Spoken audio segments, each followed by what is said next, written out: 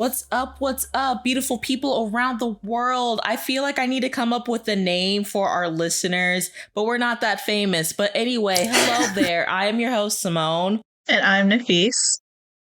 And I'm Macy. And welcome back to I Was Thinking. Yay! I am just letting y'all know we're recording a little late, and you know how I get when we record late. I'm an old lady. I'm a little delusional, so we'll see how that goes. Fun. We're basically just going to jump right into it. We got a lot to talk about. As you can see on the title, we're talking about part 2 of The Glory. I'm excited. I am sorry in advance for any screaming, squealing, excessive cursing that I do. I'm just excited to talk about this. I'm going to go ahead and put all the trigger warnings like part 1. So trigger warning for any mentions or talking about like abuse, killing, sexual abuse, sexual trauma, harm to minors, domestic abuse. What else am I missing, guys? There's trigger warnings everywhere. Basically, if you could think of a trigger warning for substance abuse, murder. Well, I think I said that. Did you say murder? I said killing, but yes, murder. Unaliving someone and thoughts of aliving somebody. And yeah, just all the trigger warnings you can think of. We're putting it in now. Hopefully you have seen The Glory Part 2, because we're going to spoil everything. If you haven't, go pause this right now and go watch it. Or if you don't care about spoilers, you could listen to us. But hopefully you at least listen to our Part 1. I would highly recommend listening to part 1, because I think we gave some informal facts about bullying in itself. And then we talked about the show. But still, yes, spoilers everywhere.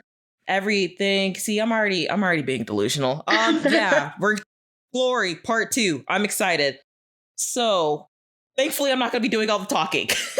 We all split it up equally. So Nafis will go first with episode 9 through 12, right? Yeah, 9 through 12. And then me and Macy split it up. So she's going to do 13 and 14, and I did the last two, 15 and 16.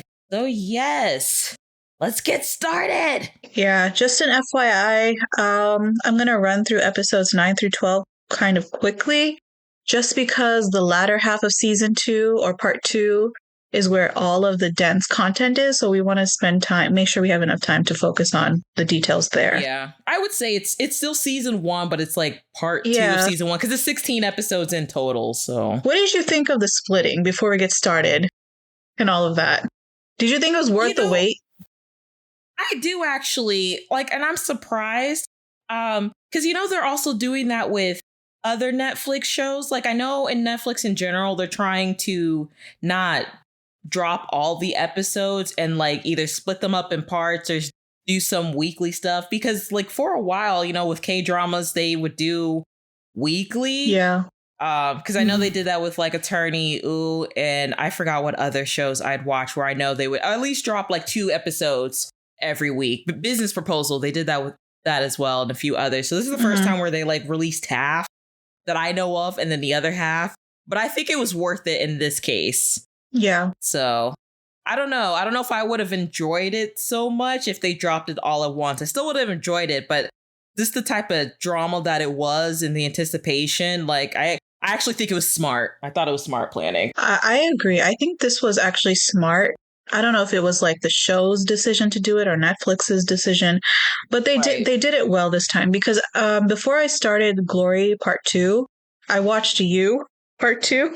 And they should have just released it all at once, because it was not worth the wait. Sorry. I'm not going to lie. I haven't even started season 4 of You. I tried to watch the first 5 minutes of it, and then I started doing something else. I think actually when I started watching that, The Glory either came out around the same time. And I think I was like, oh, this looks interesting. Let me watch this. And I forgot all about You, and I never went back, and I might not.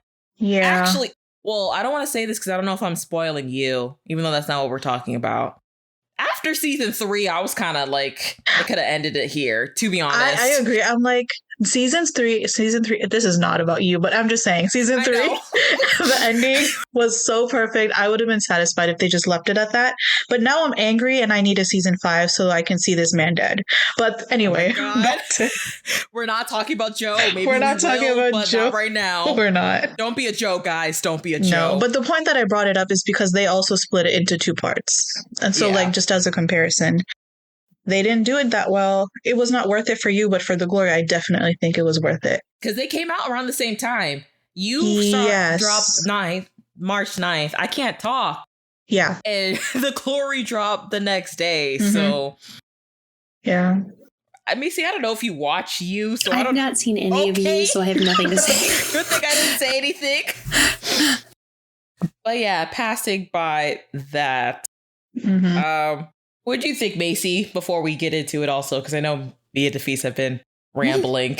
I thought it was really good. I mean, the first part hooked me, and the second part did as well. I thought they were equally, like, suspenseful, and then you get, like, all your ticked boxes of revenge as you go through this part 2. So honestly, I also think, like, it's ticked off, like, all the K-drama tropes as I was watching this, but, like, in a tasteful way, you know? It wasn't, like, in a cringy way.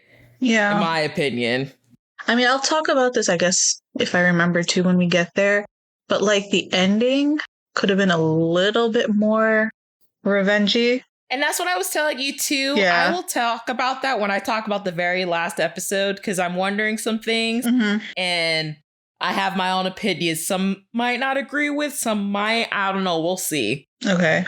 Yeah, but we'll talk about that when we get there. Yeah. So you want to go ahead and start us off? Yes. All right. So I'm going to start off with a recap of episode 9 and 10. But before we do that, let's just do a quick recap of what part 1 was saying. So we know that Myung-oh is dead. And of course, by the way, I am so sorry if I mess up any of these names. Korean is not my first language. We always have to put the disclaimer in the piece. It's okay. So please bear with me. I'm trying. Disclaimer, any Korean names, places that we say, this isn't our language. Yes.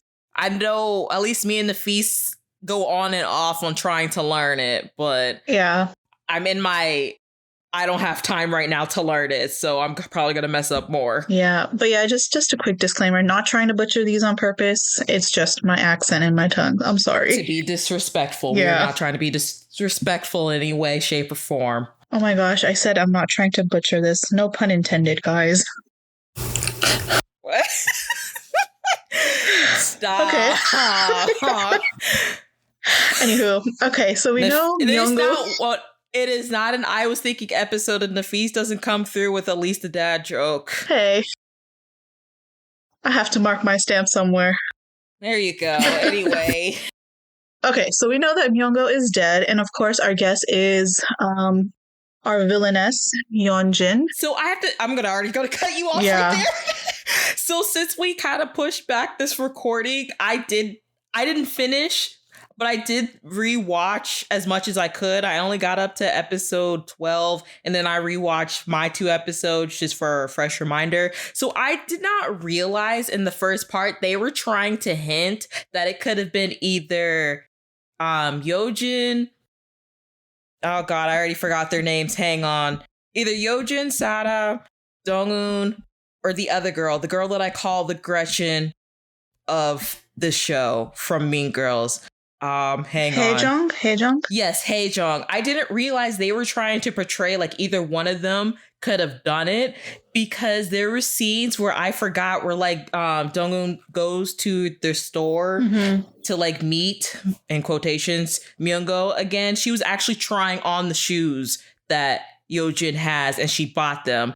I forgot where Haejung got the shoes, but she had the same green shoes. And then there's a scene where Sara was, painting the shoes in frustration when she couldn't get her drugs. So they were trying to apply. It could have been one of the 4, but like me and Macy already knew it was Yeonjun. We were just like, it was her. We didn't try to second guess it. Yeah. Though they tried, but it didn't work on us. I guess I was a little bit optimistic because I was hoping it wouldn't be her. I'm like, okay, there could be somebody else. It can't, she can't be that evil to just kill people left and right. But no, the strongest hunch right now is that it is her. But Yojong has agreed to join so continuing on. So Yojong has agreed to join forces with Dong-un and help her get her revenge. Yojin's husband, Do-young, has figured out some new things about his wife after Dong-un gave him a lot to think about. Just every time I saw him putting the pieces together, my face was just like, oh my God. Like, don't play with this man. He is a CEO for a reason. Y'all thought he was dumb. Yeah. Y'all tried to play him. Did you okay? Let me finish my recap for of part one first, and then I'm gonna ask this. Okay. So yeah, he sees his wife in a new light. Let's see, Haejong is now complicit with Dong-un because her mother-in-law is actually friends with Dong-un, and so she actually has to go with everything she's trying to do as far as her revenge plan. So she's trying to get married to the rich man, and so in order for Dong-un to not butcher that, she's just basically going to go along with everything. Jae-jun is making his own plans for his daughter Yi-sol, who doesn't know that he's her father. Sada is battling withdrawal symptoms very violently, and you can clearly see that. The actress who played her did a really good job, by the way. Phenomenal job. Yeah, and so basically, it's just starting off at that point. So where we ended off, the last scene was when, what's his name? Do-young and Hyunjin, they all end up at Dong-un's apartment, and that's where it stopped off. Okay. But before that, about the husband, what did you think of his character? His arc? Did you expect him to do what he did? You want to go first, Macy? Honestly, I think he might be one of my favorite characters in this show. Really? Yeah. Because at first I was questioning when he was saying I'm not gonna leave her. I'm like, why the heck not? Yeah. But it's all in an effort to protect the daughter. Mm-hmm. So I thought his character arc was really good, and I thought he played his cards perfectly to be able to keep her safe. Yeah. Yeah, I wasn't sure how he was gonna be either. Just because maybe that's my own bias because of he is rich, so I wasn't sure when he found all of this out, if he was just going to try to cover it up, not only to save just his business, but just his image as well. So I'm kind of glad, Macy was saying, when we learn he's finding all this out, honestly, his first thought was just protecting their daughter, which I really love because you don't see that a lot with parents, sadly, in real life and in TV shows. So not to mention after he knew that it's not even his biological daughter, too. Mm-hmm. So he was my first priority, not even just my reputation, my company, is to protect this little girl, which is what I was worried about from the beginning. So I absolutely loved that. And I mean, we should have known because even throughout part one, you can tell when he was meeting up with Dong-un a lot, when they were playing Go, before she even really told him her story, which I'm not sure if she really fully told him the story before he met up with Yojin at the apartment or not, that he was starting to find some type of sympathy for her. So I don't know if it was a crush we were assuming. I don't know, the infatuation because of the way she played the game. I don't know. I just know that something was there to where I didn't think after episode 8 he was really going to portray her like that. I just didn't know how he was going to play it out when it came to Yojin, if he was, even though he felt sympathy for Dong-un, if he was still going to try to be on her side or not. But when he found out she's been cheating this whole time, I think that's when it's oh no, I don't care. And you know what I didn't remember when I rewatched this? I didn't know they were married for 12 years. Yeah. Well, they dated for 2 years and were married for 10. I'm damn, y'all, this fake marriage? Y'all went with this fake relationship for 12 years? It was fake for her, I guess. For him, I guess. It was. Yeah, I don't know, but it was. Where was the love? Where? Nothing. This is what I mean. The relationships just can't be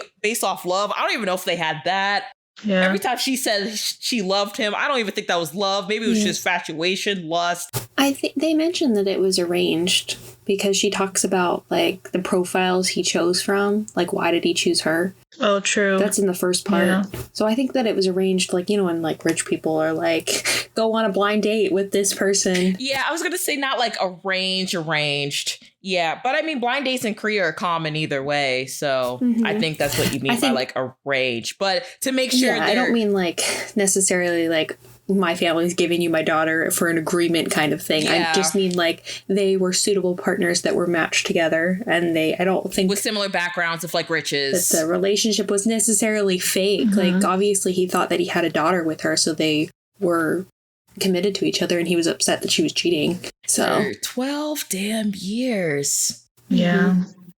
I mean, cheating even before they really got together. I still don't understand to this day why she just didn't end up with Jae-joon. I'm sorry. I don't care what excuses they keep saying. And he's pretty rich, too, so it made no sense. Exactly. It's not like he didn't come from, like, a prestigious background that they were, you know, looking for. She was even looking for. And I'm sure they started seeing each other since high school. Pretty sure it was implied they started really seeing each other around their senior year. Yeah. So... Anyway, but yes, I enjoyed him, and it kept reminding me that this show was written by a woman, because I'm like, men like this are not real. Men like this are not real, Simone. God. I mean, that we know of. But hey. Most men are not real. Okay, there's been too much discourse going around in real time right now about how, you know what, let's move on. All right, So in episode 9, we see that Myung-oh's arrival to hell. So in the beginning of the episode, it shows us everyone that he called, what he did, and who he met. So whenever I'm referring to like all 5 of them, like the friends, I'm going to refer to them as like the gang members. Okay, so that seems reasonable. Yeah, so none of the gang members, quote unquote, wanted to meet with Myung-oh because they don't take anything he says seriously. And at this point, Sohee is also another girl that was bullied along with Dongwon. And she was actually murdered. So if you guys recall, so he was calling around trying to blackmail his friends regarding that because he was working with Dongwon at this time. So basically, like, she's the one that died of suicide, quote unquote. But we all know by now that this is not true and that there's something else going on with that. So they were shocked when he mentioned her, but they didn't think they had anything to do with her death except for Yeonjin. She started questioning things and like looking into stuff as well. And so Dongyoung and Yeonjin face each other in Dongwon's house. So we're back into the present day, and Yeonjin shows no remorse for her actions back in the day or for breaking into her house even now. We previously thought Yeonjin would burn everything down, but maybe because Do-young, her husband, showed up, she only took a picture and left. Later, we find out the picture that she takes is Dongwon's helper's husband, but we'll get to that later. So basically, she expresses her disappointment in her husband for going to another woman's house, and Dongwon happens to be the woman she seemingly just dislikes when he asks her about that. Donghyun, on the other hand, leaves with his suspicions regarding Yosol's paternal lineage confirmed by pictures on Dongwon's wall. So the context is that her wall had like all sorts of pictures on her. I like to call it the revenge wall because it had pictures of everybody that they wanted. The revenge board, yeah. Yeah, that they wanted to take revenge from. So he's like watching this and looking at it, and then he sees a picture of Jaejoon with Yusol, and then like he kind of like, I guess at that point it kind of confirms like, okay, there's something going on here. Well, like in part 1, because remember we talked about like how the seeds were already getting planted, especially Jaejoon himself when he found out that he was Yesul's actual father. Like when he showed up to the dad like conference thing and he joked, he's like, oh, I'm here because I have a secret love child. Just kidding. And like how he kept like catching him be around their daughter. He's like, you were never this interested in the 8 years she's been here. Why are you so interested in her now? So... yeah. And can we talk about the way that Yeonjin had the nerve to say she was disappointed in him for trying to find out her past? I was like, ma'am, this is why I said this marriage from the jump was a scale. I feel like instead of a shaman, she should have gone to a psychiatrist, gotten on some meds, joined SADA every now and then. I don't know. Like, look at her mother, though. Yeah. The mother is something else. I don't want to talk about the mother. Oh God, the mothers in this story. Both of them. Oh my God. Like that lady, like, what are you? Like, I've never wanted to punch someone so bad. right. Get yourself together. And she does something so stupid. Like, okay. Spoiler alert on top of a spoiler alert. But she keeps the name tag. Like, why would you? Okay, anyway. I'm going to finish That's this. what I was wondering too. Like, why did she keep that? There would have been enough time for her to like toss it. No one would have noticed. No one would have even known. But to be fair, if she didn't keep the name tag, the glory would have just ended at that episode. Like, they'd tie up the loose ends and then that's that. But like, they kind of used it as like a plot ploy, I guess you could say. Yeah, because it's like they had said, it's not even really a piece of evidence. It's more so just like to remind them that they were really there, I think. Because they end up finding DNA on something else. I won't say what it is yet. Yes. But it's the name tag's not really that important. I think it's just like, I know what you did kind of thing. Yeah. You know? That makes sense. Mm-hmm. But nonetheless, though, like, still, that was not a smart move. I don't know. Don't they say like real life, like some murderers or some murderers out there that like keep stuff for like keepsake, which is weird, but Joe Goldberg kept everything, but we're not going to talk about him. We are not talking about you, Nafis. But okay, anywho. So yeah, they're in Dong-Yun's apartment. Husband and wife are talking. Dong-Yun, she's very smart. She set up a camera in her home, and so she's watching everything that's happening. She noticed that despite the situation, the husband left his shoes at the door as a show of respect when coming into her house. And so at this point, investigators are basically looking into Myung-go's case, which is now not just a missing persons case, but a drug investigation. So in the meantime, Dong-Yun and Yo-jung are cuddled up together. Dong-Yun is allowing herself to lean on Yo-jung, who is determined to help her in any way possible, so much that he even tells his mother about it. He's another reason why I keep saying men like this aren't real. To be the opposite end now. To her, I was like, oh God, this show was written by a woman. Like, I can't. Yeah. Polar opposites. Why are they not like this in real life? Yeah. I knew he was a ride or die, but damn. If you look up the definition of ride or die, his picture's gonna be right there in the dictionary. I'm just saying. Right. But you know, like I said, okay, in part 1, I was like, I did not see any point. Eat your words, the feast, eat the words. I am. What you say? I was like, I thought he was useless, but like, I am so glad he existed and that like his character arc just took a really, really beautiful turn. Because without him, I'll say this now, like she would not have gotten her revenge at all. Yeah, without him or his family, really. Yeah. Right. I love his, like, he plays such a good psychological character because he's got kind of that, like, grin on his face, but he's, like, terrifying at the same time to the people he's, like, interacting with. Yeah. Yes, and not only that, like, he has that sweet, boyish, like, charm to him. Like, even in his face, like, he has the baby face. So, like, when people talk to him or look at him, you would think he's so innocent. And then when he, like, sometimes talks or, like, just turns into, like, things in here and there and kind of grins. I love that. It's like... Because, like, I'll say it now, like, I know I was seeing some things online when they talk about the glory, how, like, they said the guy who played Yojin's husband had a little bit more chemistry with the main lead, and I kind of agreed, but just I couldn't imagine him, like, playing the doctor. Like, I feel like the guy who plays him now just fits it better as what I was talking about, like the sweet, innocent man you think couldn't even harm a fly, and then he turns around because he has his own darkness. Right. Like, I think it's okay that they don't have too much chemistry because it's not really about that. Yeah, it's more so about like the plot line happening. So that doesn't really bother me too much because I agree with that she has a little bit more chemistry with the other guy. That's one of the reasons why I didn't really see his point in part 1, because like the show is not about them, it's about her revenge story. But he plays a very big part, and I'm glad he does.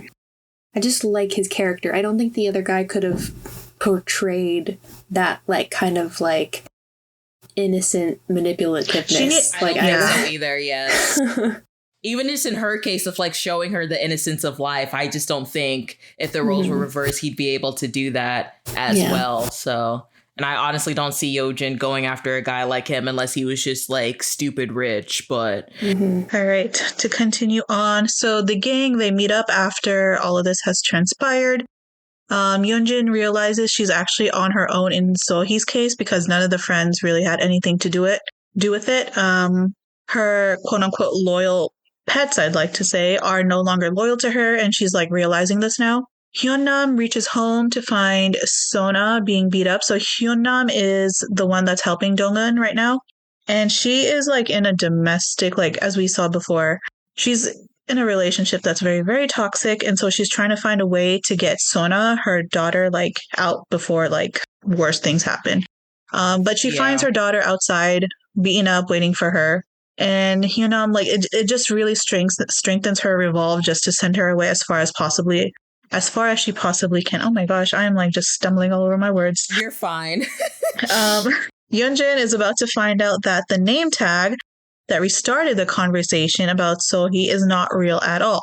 Dongun tells the investigators everything she knows about the case, including the fact that she lured Myunggo in with a fake name tag. Finally, it turned out that Sohee was 8 weeks pregnant when she died. Yojung finds out that it was his late father who had ordered Sohee's body to be placed in the freezer versus the morgue, which was interesting. Dongun realizes that Hyunnam's husband's photo is missing from the pile that she has now cleared off the walls of her house. So this is the picture that Yojin actually took with her. And so she starts to stalk, basically, Hyunnam. And yeah. So before Dongun goes further into her revenge, she's inching closer to her final step. She gives Yunjin like a final chance to redeem herself by turning herself in, which was only possible because her husband granted her that chance because, you know, how he left his shoes out before walking in. And this was basically... I'm sure they talked about it too before he sent her over there. Or she sent him over there. Yeah. When they were in the park. Yeah, so this is like the last act of kindness she wanted to show her before she like really dishes it out to her. So they have their conversation. Dongun has like video footage and like pictures of Yunjin coming out at that same time. And so basically they talk about it and she basically just says, no, I'm not going to turn myself in. And then the episode ends with Yunjin meeting up with Hyunnam at her and Dongun's usual meeting spot, which is in the car at some random location. And so that is where episode 9 ends. Real quick before we move on, because I just want to talk about that scene a little bit with Hyunnam and her daughter. I think after Dongun Lake story, Hyunnam's hits me also too, because domestic like violence cases are just so hard to just like, it shouldn't be, but just the way they're like handled and treated and everything. Like I felt so bad for her and her daughter. But then, like, not to make, like, light of a serious situation, every time they talked about sending her here to the United States, I kept saying, don't do it! Don't send her here just because of the political climate we're in. I'm like, send her somewhere where there's free healthcare at least. Yeah. But then I also love the joke where she's like, she says something about, like, you're going to become a cheerleader and then you're going to date a football player. She's like, what American shows have you been watching? Like, what have you been watching? So it's not always the case, no, but it is a normal trope. It's the idealism of the United States. It is. But still, I was like, just somewhere with free healthcare. But yes, I do think it was still smart of Dongun to suggest to send her daughter, not just out of like the country or just away from home, but just like out of the country in general until it was either safe for her to come back or like her mom to go join her, which I'm not sure if we know which one she decides at the end, but it doesn't matter. So I just wanted to bring that up because I didn't know if the husband touched the daughter as well as far as hitting her, or was it just the mom? I guess it was both, but I mean, I touched as in like just physically hitting, not like. Yeah, no, not in that way either. I just meant like beating them up, which is still terrible. I think from the vibe I got, I think it was just the mom, and probably and like if like Siona, like if she like interfered, then her too. But I don't think he was just that drunk. Yeah, I don't think the daughter was the primary target. It was mostly the wife. Yeah. So, but I mean, I guess that night she ended up being a target because her mom wasn't there. So, and then just the part of when Dong-eun met Yojin at the cafe to try to give her another chance because her husband, I'm sure, again, asked for that, and how she was just so adamant of her, like, just doing nothing wrong, how, like, because she's rich, you know, she can basically get away with anything that she was implying. And it's just like, damn, such narcissistic tendencies. Yeah. She says something at the end. Yeonjin says something at the end when they're like talking, and she's like, I am gonna have to like find another iron to like burn you with. We'll understand what that means a little bit later. Do you remember when she made that statement? Yes, I do, because I was going to bring up, because we forgot to mention her assistant that works in the store and assists all the bullies. Oh, right. Because when they go off to the cafe, she drops some clothes because she recognized Dong-eun. And my her gosh, arm yes. lifts up a little. Yeah. And guess what we see? An iron burn mark. Yes. So I'm like, wait a minute. Does this imply what I think it implies? And then later on, I'm like, damn, so their third victim stuck. Yeah. After Dong-eun. First one died. That's crazy. Dong-eun ended up leaving, and the third one followed them all the way out of high school. Not just being bullied in high school, literally became their personal assistant in adulthood. I was like, this? Wait, but did they know it was her, though? Well, they probably did, yeah. Yeah, I'm sure. Yeah, no, they knew that was her. Because I don't know, the way she would talk to her would be like rude, but nothing like abusive, though. That's why I was confused. Because they're adults now. Yeah. There's no point of her being physically abusive. She already broke her enough to where she that's so stuck with sad. her literally since high school. Yeah. Dang, that's sad. It is. If anyone needed a revenge story, it was probably her too. Because at least Dong-eun kind of escaped, kind of. I forgot the girl's name. It was like Gyoran. She was literally stuck with them for life. Yeah. Yeah, so that's where we end up, episode 9. So Yojin kind of intervenes in Hyunam and Dong-eun's usual meeting. And so episode 10, that is where we start off. I'm just going to say episode 10 really pissed me off, but okay. Why did it piss you off? The mother. Which one? Wait, which one? Dong-eun's mother. Okay. Oh, dear Lord. When I saw that, I'm like, oh my God. She might be my least favorite character. Oh, I wanted to chuck her out of a window. Like, this brought me back when I was watching this, and I'll bring this up again later when I talk about my episodes. I think when we talked about Avatar and the nature versus nurture when it comes to children growing up in their environment and how they turn out, this made me even more shocked as what we said in part 1, how Dong-eun turned the way she was as far as not being evil. Because my God. Yeah, I know. I might have turned into a teen murderer if I had a mother like that. I'm sorry. Right. It's just so crazy to think, though, that she ended up, she really, truly is a good person, considering how she ended up. When how all of her bullies were, well, most of them, had a silver spoon in their mouth from birth and had everything they could possibly want and were able to bully people, and they're still shitty people. Just the perspective of that is some people, I swear some people are just, they say the whole nature versus nurture thing, but some people are just good people and some people are just bad, in my opinion. Is that not going to the nature versus nurture thing, though? If you're inherently good or inherently bad, no matter your environment? That would be nature. Okay, but it's still, that's what I mean, like you're naturally who you are no matter what your environment is. Okay, we're still talking about the same theory, though. Where nurture is how you're raised. Yes. We're still on the same page. I was just making sure. I was confusing myself. I was just saying that's the argument. Yes. I tend to be in the middle of that usually. I feel like it's your innate personality and then also how you're raised. Just affects your personality in general. But she definitely is a good example of, against all odds, at the end of the day, she is a good person and she stayed that way. Which always tripped me up every time she said she wasn't. I think there's that maybe she feels some guilt about taking revenge at all. I was just going to say that. A lot of people would be like, well, just let it go. Just live your life, That's true. But she just can't let it go. So, but that doesn't make her a bad person, though. No, I don't feel. But I maybe think, just her own perception of her feeling guilty, or I know she feels guilty towards the daughter and the husband. She didn't really want them to be involved, but she used them in her plot, So I get it. I think that's why she feels like that. Not that she needs to, but And I'm sure, like you were saying, the society of like telling her to like get over it. So, but I feel like anyone that hears her story, though, well, I don't know, because bullying is normal.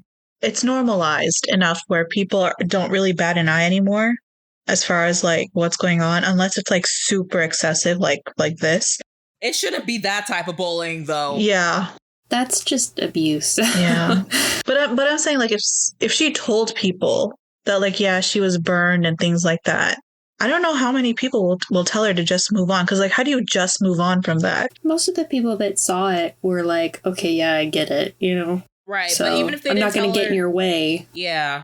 If they didn't tell her to move on, they might have told her, like, you know, maybe try to handle this through, like, the authorities or something like that. But again, like Macy said, they're all handed with silver spoon. And as we know, Yojin's mother has a connection with the detective himself. So even if she tried, which she has multiple times, as we saw in part 1 in her adolescent, it would have just gotten brushed under the rug.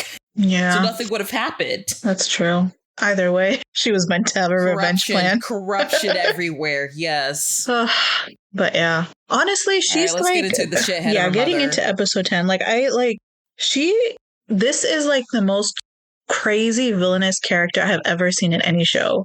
Yeonjin's character, like crazy, evil, and vicious. I need the actors to get all the awards they yes, can. they need to sweep them. They all like played their role so well. There were so many times I was afraid of Yeonjin. I know I said I was more afraid of her as a child, like when they showed her teenager, but these last 8, even sometimes I was like, oh, that God, little snicker, like, broke. smile thing that she does where she, like, lists half of her, like, oh my God. Like, I do not want to be, like, the recipient of that. I need them to get every flower, every award, whatever, everyone. Camera work, writer, editor. I need everyone to get whatever they can for this. Right. I've never seen a character personify narcissism to a better degree. Like, exactly. She's a 100% narcissist. She does not have an ounce of guilt or remorse or anything. Guilt or remorse for anybody. Like, the only time I even saw a flicker of it was when her daughter was, like, upset with her. But even then, it's like, I don't think she thinks that she did anything wrong. Yeah. She keeps saying that, too. She's like, I don't understand why I have to apologize. I didn't do anything wrong. Right. And it's like, everyone is looking at her baffled. The husband, he's just like, what do you mean you didn't do anything wrong? But, like... Yeah. But she was never taught that either. She was always taught, like, if you do something wrong, we can just get away with it and just, like, pay them off. You have nothing to feel sorry for. You didn't do anything wrong. So, like, even though her mother really didn't care about her, she still taught her to be that way. To just it worked in her favor for move on. A very long time. So. 18 years. Ooh, but yeah. All right. So, recap of episode 10. So, we left off where... Yeonjin is declined Dongwon's offer to turn herself in, and so she basically is now finding different ways to eradicate her. So at the end of the last episode, she said, I'm going to have to find a different iron to burn you with. And so she decides to go and rub in salt in an old wound by offering Dongwon's mother money to make Dongwon resign as a teacher. So her mother, she was at a store. I think she was running a store before, right? I don't know what she was doing. Because she was behind her running it, or if she was just She was probably just working there. So yeah, she was working at a store when Yeonjin basically goes to visit her, introduces herself, and reminds her, like, who she is, just like, you know, like what she did or that they've met before or that their moms have met before. Was she even working at the store now that I think about it? She would not be that desperate for money, I don't feel like, if she even just, I mean, we see her doing, like, tasks, right? Yeah, she was probably just working there. All we see her is usually sitting outside eating an apple. She was behind a counter when Yeonjin walked up, so... Oh, was she? Yeah. See, I don't remember that. I think I was just too enraged by everything else. I forget the little details. She also had normal old lady, like, grayish white hair. So I'm like, oh, okay. So at this point, I'm like, oh, Yeonjin's here. I'm thinking, my naive self is thinking, okay, maybe the mom won't partake in this crazy, chaotic mess that Yeonjin brought to her table. But no. She wouldn't be on the board if she wouldn't. People, this is why they say it's so hard for people to change, you know? So... Yeonjin comes in. She's like, yeah, I kind of need your daughter's working as a teacher now, which the mom did not know. And she's like, I need you to get her to resign. And so Hyunjin, of course, offers the mom shit ton of money, which she accepts readily. And so she goes to create a ruckus at Dong-eun's workplace. And now Yojin has 2 new quote unquote curling irons to burn Dong-eun with. So we have Hyunam and Dong-eun's mother. So with Hyunam, I don't think I got into that. But basically, Hyunjin offered Hyunam that she can kill her husband and send Sona off to like the States. And she doesn't have to worry about it. And she doesn't have to worry about Dong-eun and everything. And she just join forces with her. She threatened to use her daughter. So it wasn't really an offer. It was like, you're going to work for me or I'm going to hurt your daughter. A threat. Yeah, it was more of a threat, basically. But she offered to do the same things that Dong-eun did and at a much faster pace. She's like, I can just have him like gone the next day and you'll be free. So those are the 2 quote unquote curling irons we've been talking about. And these are the 2 people that at this point are closest to Dong-eun. So Hyunjin really hit the spot, I think, as far as like trying to get back to her. Well, she's not close with her mom, but because her mother portrayed her. Close as in, I mean, like the mom still has an effect on her, though, is what I mean. Yes, from trauma. Yeah. So like she realized she betrayed her once, she'll do it again without being like second guessing it or anything. I really thought the mom grew though, but yeah. I don't know. You know what really made me like her is her hair color. That was such an ugly color on her. Why did she dye it orange? It's like with Squid Game at the end. I'm like, listen, I am all for the dye for like a new, like, I don't know, change or whatever. But why this color? I just feel like, I think this is my hunch, is that they made it an ugly color just to make her character more hateable because it did not suit her at all. Well, it worked. It worked. Like, I just didn't, I hated looking at her. I was so disgusted. Right. I think she also was just trying to pick the most outrageous color to like, as like, to make herself seem even crazier. Yeah. Like, I don't know how they view like unnatural hair colors, but I would assume that it's even like here, like a lot of workplaces don't want you to have an unnatural hair color because it seems less professional. So I think she was just going for the most outrageous look she could get, you know? To try to get her daughter to resign. That would make sense. It worked. Yeah. So yeah, at the same time, elsewhere, Hyunjin offers Hyunna money to stab Dong-eun in the back, even worse. She tells her she can take care of killing her husband, so there's nothing she needs to worry about.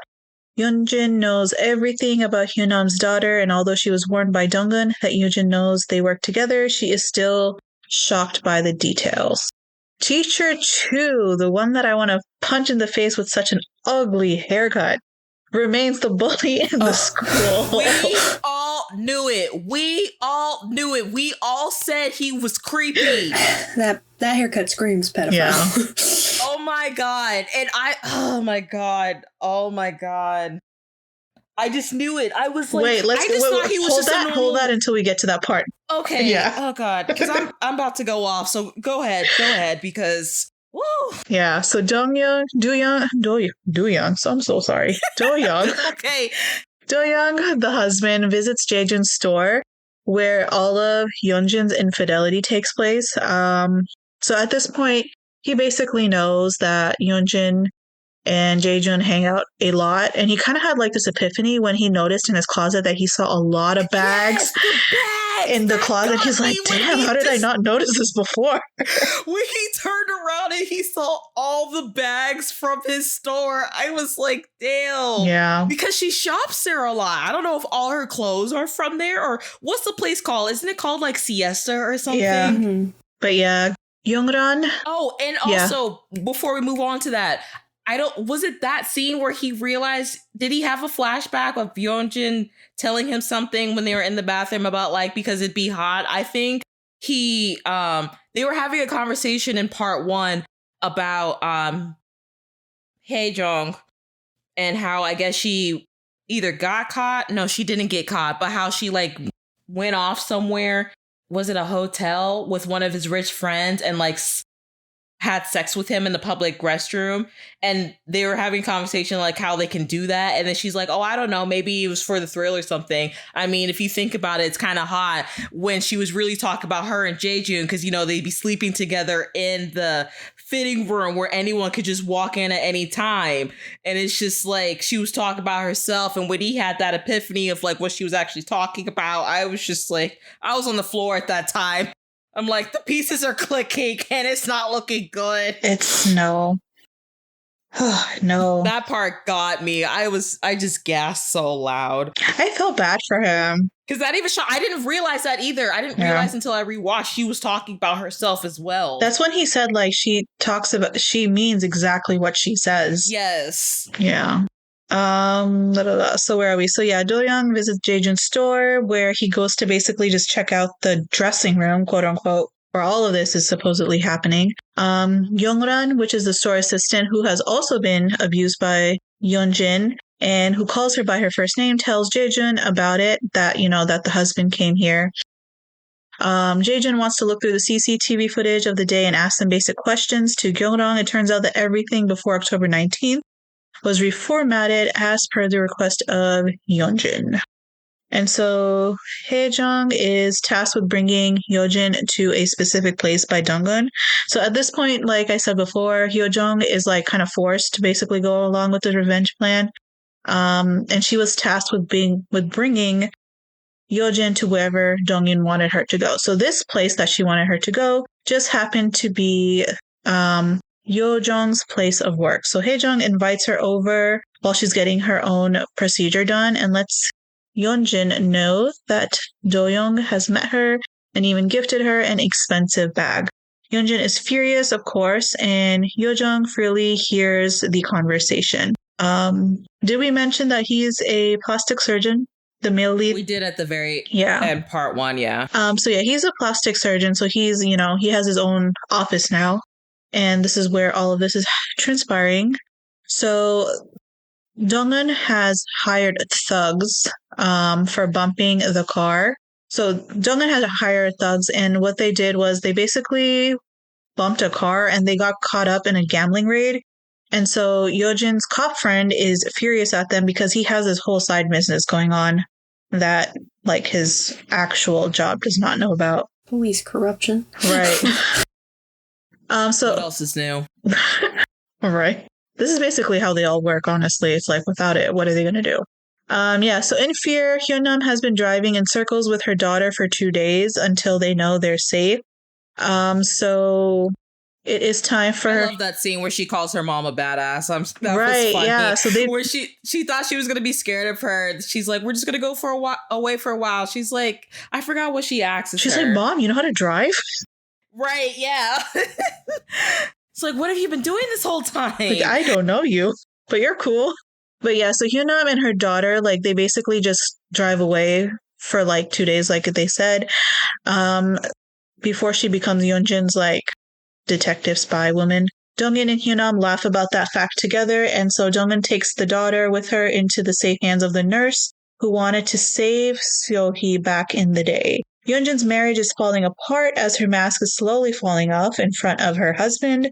Yeonjin shows no remorse for anything she has ever done, not even for the sake of her daughter. So the detective comes to see Yeonjin too, getting curious about his involvement with Myunggo.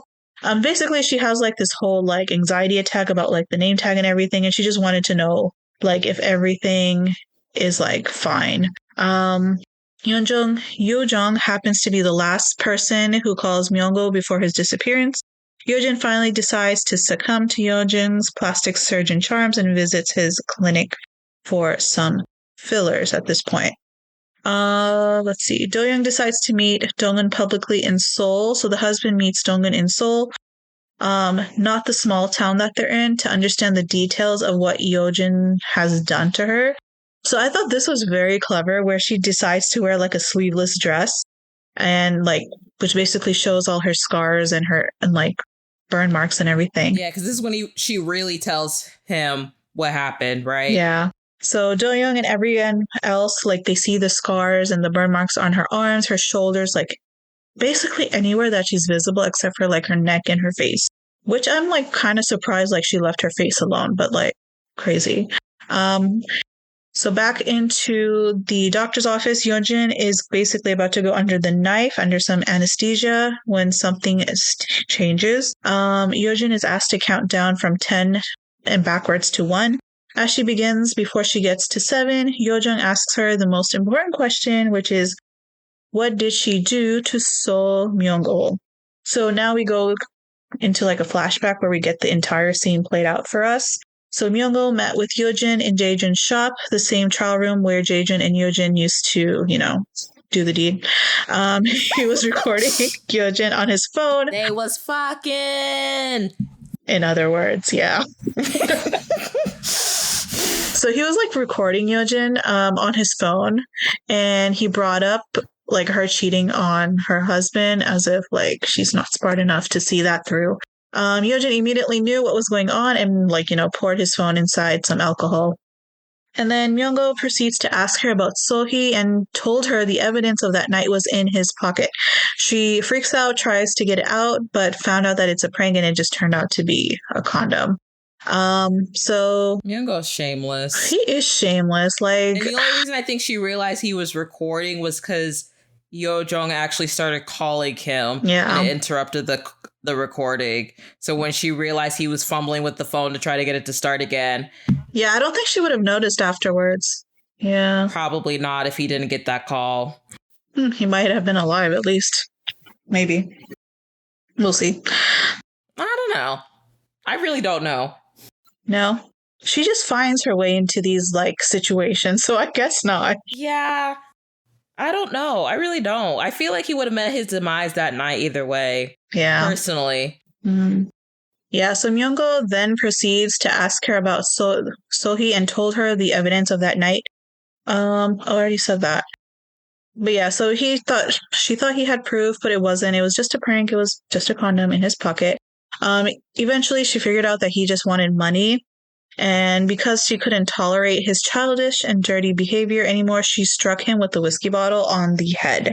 When he tried to lunge at her, she did it again, and that's when Yeojun hears Yoo-jung's voice and begins screaming, "Who is it?" So now we're back into reality, and she wakes up in a hospital bed realizing that she's really sweating, she's soaked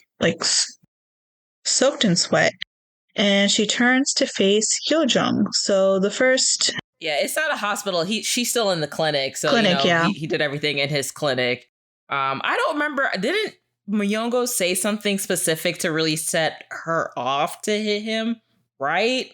Or no? He probably did. Yeah, I'm just not remembering. But that also answered a question me and Macy had for part 1. We weren't sure if Yeojun was willing to get her hands dirty because we were questioning if someone maybe had done it for her, and we were both wrong. She is willing to get her hands dirty. Yeah. I thought that she did it, but like I said, there was part of me that maybe doubted because when it came to the bullying, it was mainly her instructing others to inflict harm. So I wasn't sure how far she was willing to go, but obviously there's no limit. Yeah. So when she gets in that rage. Yeah. And so she's in her hospital clinic bed after the procedure's done. And then the male lead asks her if she's okay. And that's where we leave off with episode 10. He played it off so well. He did. That's what I mean. If it was the other way around, I just couldn't see anyone else doing that besides him. That's what I mean, the back and forth. Yeah. That was an interesting episode, though. But, I didn't really get into the detail of it. But, the way the mom went about, getting her fired or, just was so... I mean, she was just being herself. You would think, though, people would have some sort of guilt about it. But, No, that's why we have words like narcissism for them and sociopath. Yeah. I think these people they have way too much self-preservation. They'll do anything so that they don't go, I don't know, die to jail, whatever they're trying to protect themselves from. But no loyalty, no remorse or concern about other human beings besides themselves. Everybody for themselves, I suppose. But we're going to manipulate each other as well. Yeah. All right. I'm going to just jump right into episode 11. Go for it. Okay. So we're at the point where we know what happened with Myunggo. We know exactly who did it for now. So after getting the story out of, I'm not gonna say anything. So after getting the story out of Yeonjin, Yojong gets some of the skin from the scar on her foot. Oh, so this was an important detail I've missed in episode 10. So when she hits him on the head, he kind of like lunges towards her. And when he lunges towards her, he kind of like gave her a really nasty scar on her foot. And so coming back to episode 11, this is the scar that he was getting like skin tissue from, just so he now has like solid evidence that like she was the one, you know? Yeah, because in part 1, we saw her, you know, once he went missing, she had a huge Band-Aid on her foot. And this is why I know also, I don't remember exactly what he said, but it was something to really tip her off where she just saw like rage and just didn't think anything else. Because that bottle was big. You have to imagine how heavy that bottle was, and it probably still had liquor in it. So combination of liquid still in it, plus the glass bottle itself being heavy. For her, she's pretty tiny, it seemed like, to be swinging that thing. I was like, she's not there. She's not there. That's a blackout moment. No, the fact that she was able to hit him that hard, like you said, was like, yeah. And then she went back and did it again. Like, that took some strength. Right? Yeah. So now Dongwon has like clear, like hardcore evidence that pinpoints Yeonjin for Myunggo's murder. This, like I said before, if it was not for him, like she would not have been able to pull this off, because that was actually a very, very clever move to get her to come in for like a cosmetic procedure, but then like to go for her scar. I didn't see that coming. Did you? Yeah. I did not see that. No. Which, by the way, shout out to the writers for like that clever plot twist. A lot of plot twists. Yeah. All right. So the police officer who has been helping Yeonjin and her mother all this time is like getting tired of their shenanigans and like decide to use Myunggo's body as collateral for all the times they've trampled on his quote unquote good deeds for them. So basically him throwing everything they've done under the rug. How he was trying to plot to get his also not revenge, but just have like a backup in case things go wrong to put the fall on them. Yeah. He thought he was being clever. Not little did he know. Right. He saves Myunggo's body in an abandoned morgue, sealed in a vacuum pack, which, by the way, I do want to mention how realistic they made it look. Like, it actually made it look like his body was dead. Yeah, I wonder if he was actually like in that for a little bit and had ways he can breathe. I don't know. Like that was pretty. Like that wasn't even like something you could use a stunt double for, you know? Pretty well done. Or a dummy. You think maybe they made a dummy? That's a lot of effort for a show, but hey, who knows? I mean, if they got enough money. Yeah. They could have made up just with. How would they pull that off though? It's pretty easy, actually. It's not uncommon for, I feel like, I don't know how they do. I would have to do some research on my end for them to use like props like that, like especially in horror movies. Because if you think about it, how would they were able to get an artist? Yeah. I wouldn't be surprised if they actually found an artist to be able to like somehow create him and use that as a dummy. Yeah, because every time they showed him, it's not like they showed him for like 5 seconds. Like they would actually pan the camera on him. So for him to like... Movie magic. Yeah. I wonder if he... Anyway, if I were to ever meet him, I'd ask him how he pulled that off if it was actually him. But yeah, so where are we? So this police officer is basically using Myunggo's body as collateral. Unfortunately for him, though, Yojong purchases the funeral home so they can like solidify their evidence with the actual body. Now, I just want to mention, like, I've seen so many, like, revenge plots, but, like, this is, like, just so next level. Like, she thought of everything. It was like, definitely the smartest revenge plan I've ever seen. I agree. Like, wow. Not even just her taking years to do it. Like, she thought it out so well, planned out everything, and if she didn't know something, made sure she did her research. Like what B and Macy kept emphasizing in part 1, women are scary.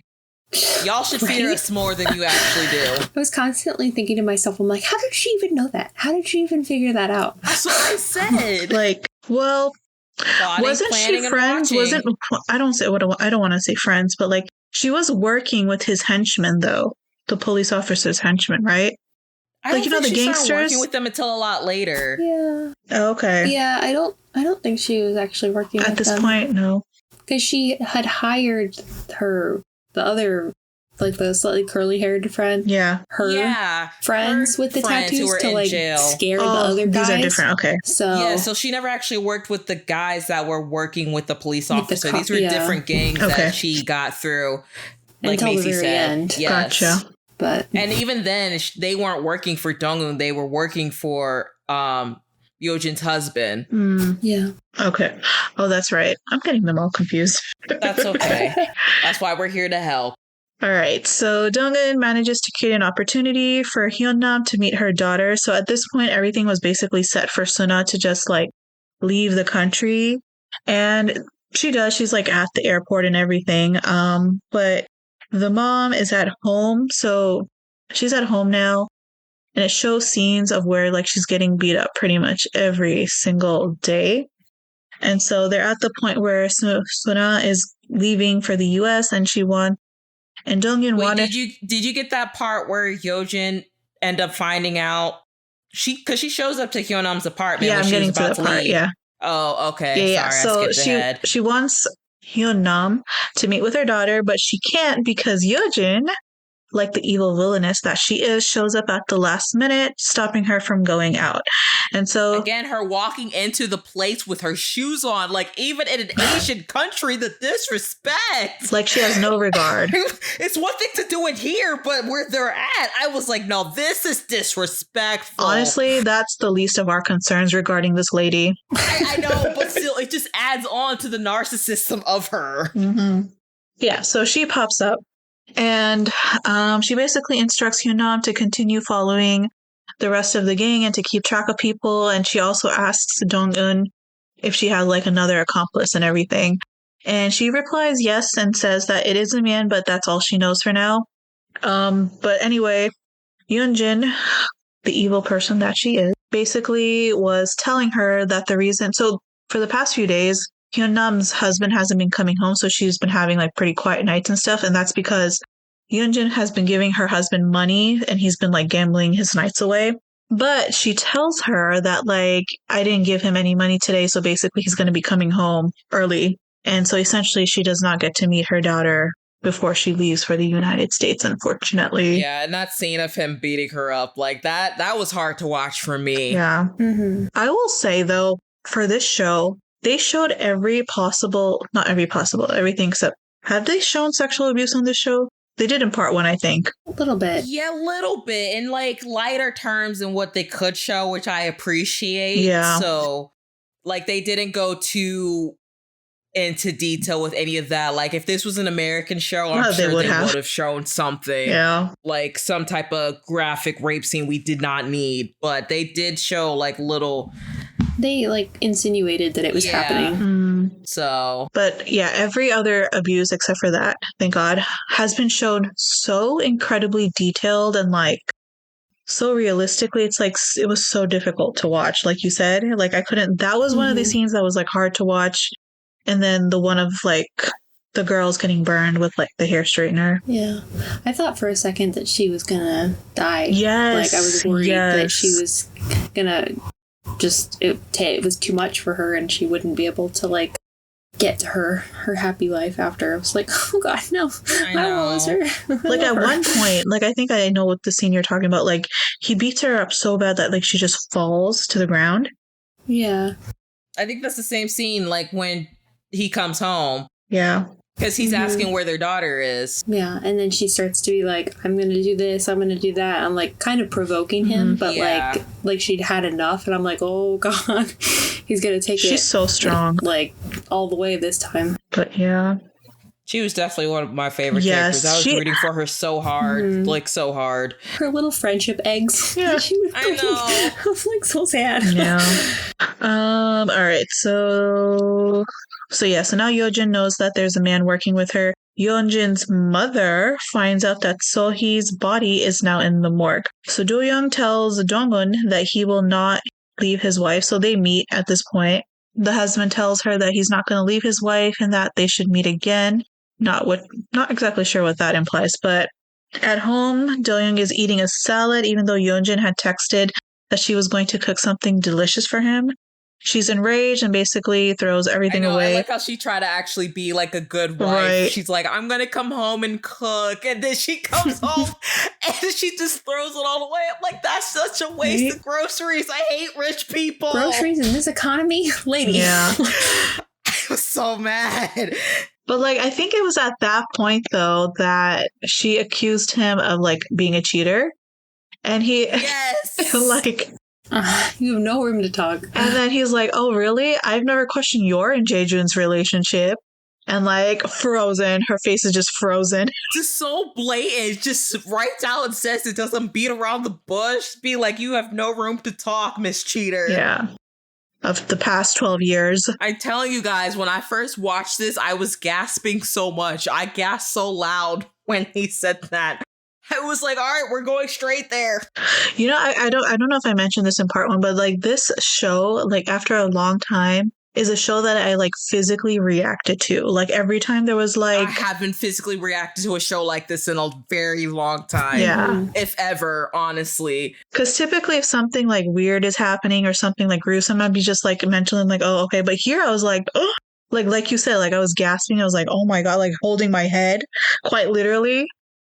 But yeah. Screamed at my TV like I was a boomer watching my daily soap opera. Right. I've never been so like interactive with a TV show.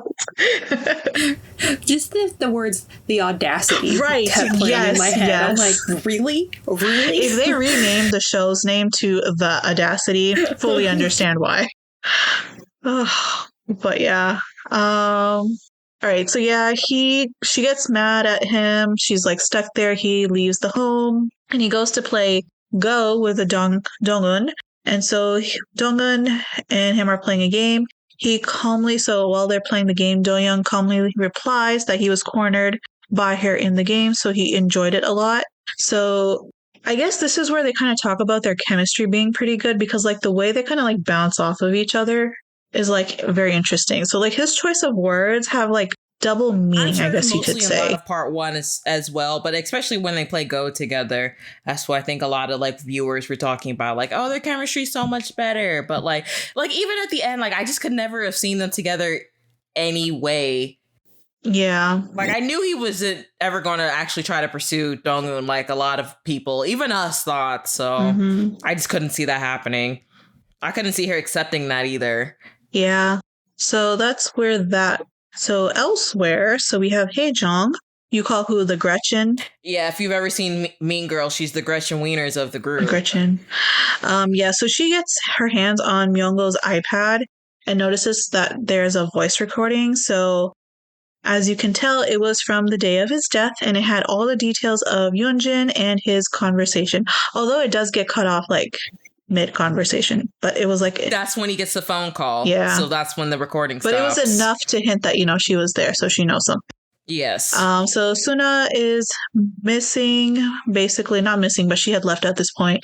Hyunnam's abusive husband ruthlessly beats her up.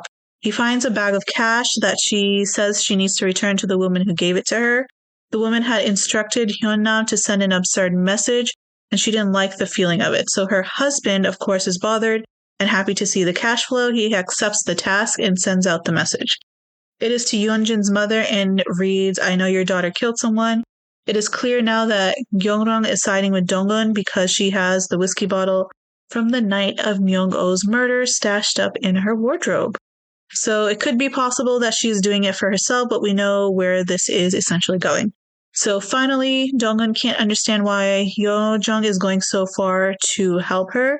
He says that she was the person who saved him at his worst, so he will do anything to make things right for her. So Dong-un's voiceover has other ideas, though, and she leaves us with the note that it's possible for one of them to cause a sudden swell of hope.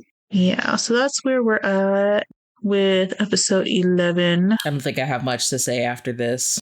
Yeah.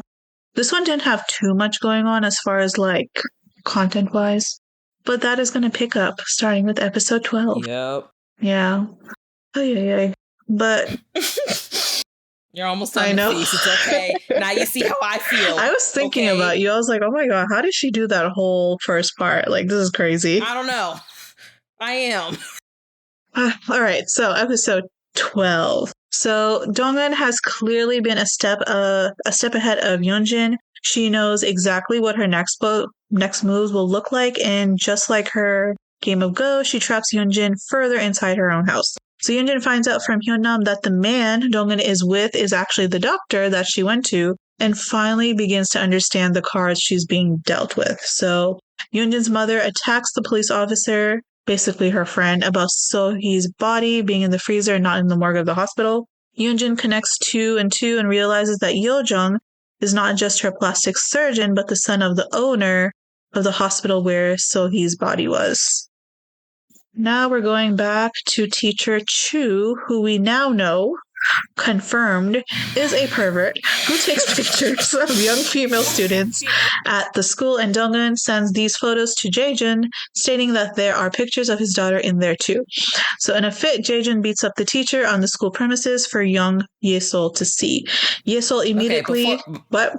Go ahead. If you're going to finish this, go ahead before we move on, before the scene. Okay. Go ahead if you have more. So Yesol immediately calls her father and tells him what she saw.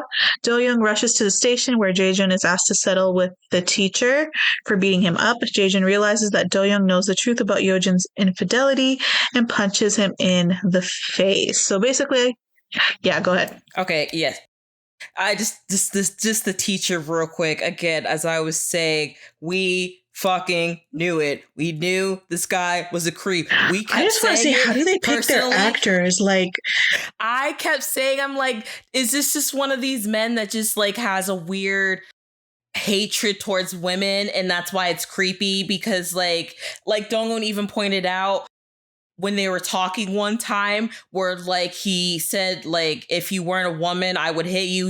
And then she was like, you look like you only hit women anyway because you're not strong enough to hit any type of men. But the fact when we found out, when I first saw before they revealed like he was basically a pedophile, not basically, is a pedophile. When he had a camera at the recess, I was like, first of all, who let this grown man with the camera on school grounds? I don't care, like, if he's a teacher, there's no type of special events happening right now for him to have a camera. No matter how much he played it off, why is no one questioning his camera? And then when he was just telling them, like, oh, it's just innocent, like, you don't take pictures. I'm like, no, this is weird. This is already giving me, like, stay away from this man. And then when we found out I just can't. The beating was deserved. This was the only time I was on Jaejun's side. I know no one watches Family Guy here, but there's this. I only watch it to help fall asleep. So I don't really watch it, but I know in the earlier seasons, there's an episode where like Peter finds out that Quagmire is in love with Lois, and he hears it on a voice thing, and they get in a brawl at a party in their backyard. And then Meg is like, yes, Dad, kill him, murder him. That's exactly what I was screaming at my TV when Jaejun was beating him up. Yeah. That is the only time I will justify Jaejun getting violent. I wanted more. I wanted to see more. Children, no. Break the camera over his face. Yeah. Oh, I saw red. I don't care if that makes me sound like a bad person. I wanted more. I wanted him to be beat up more. Well, I mean, you saw red for a good reason, so. Like, children? Oh. I said not the pedophile. And, like, babies. These are babies. None of these girls are older than 8 years old. Yeah. Mm-hmm. Dang, this show covered every type of like. I had to stop. I almost started crying. Like, again, when I said when it comes to children, even if I want them or not, like, that's just a thing where it's like anything that has to do with children's a hard limit for me, just because I can't even explain it. Oh, I just wanted him to die so badly. I'm sorry. But that's very satisfactory, though. It was very satisfying. I put my hatred for Jaejun aside for just 1 second. Just to watch him beat that guy up. And I blame all the adults. I blame all the teachers. I'm sorry. I don't understand how no one questioned him having a camera in the school grounds on the playground every day. It seemed like he was taking pictures every day. Honestly, if I, as a teacher myself, if I saw a teacher with like a camera, I wouldn't question them, but I would definitely watch them. Like, it wasn't the fact that he had a camera that was the problem. It was the angles that he had it at. That was the issue. Mhm. That was like, But he also made sure he was taking those types of pictures when no one was watching. yeah. So like, I'm not too bothered if like they're taking pictures, but like the angle that he had it at made it very obvious that they were not normal pictures. You know what I mean? And especially like, if you notice, they're all of the kids climbing up. They're not of them like just hanging out or anything. It's like them climbing up. I'm like, ugh. Yeah. Anyway, so that was the disturbing part. But you're right though. Like, I'm surprised no one like focused on him. Like, no one questioned him. Why do you have a camera when they're just playing at recess like any old day? You know, the only one who knew was that one guy who told Dong-un about it, who was like his assistant. And I don't know if he was like scared of him, if he had something on him as well, but it was just like, I mean, he obviously also had enough of it. So, but it's just the fact it took that long. Yeah. It's scary times out here. It's scary times out here. Y'all wonder why I don't be wanting children. Yeah. Nope. Because if I was a parent and I found that out, no, I would be in jail. You're not surviving that.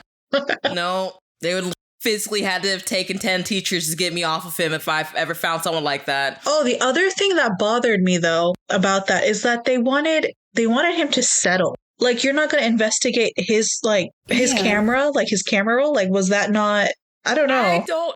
I don't know if that is a culture thing, because just learning about real life things, it seems like sexual crimes are easier to get away with than anything else, again, which is sad. That's why I side-eye when it comes to sexual crimes and drug crimes. Yeah. And I don't want to talk too much about it because I don't know too much about their laws.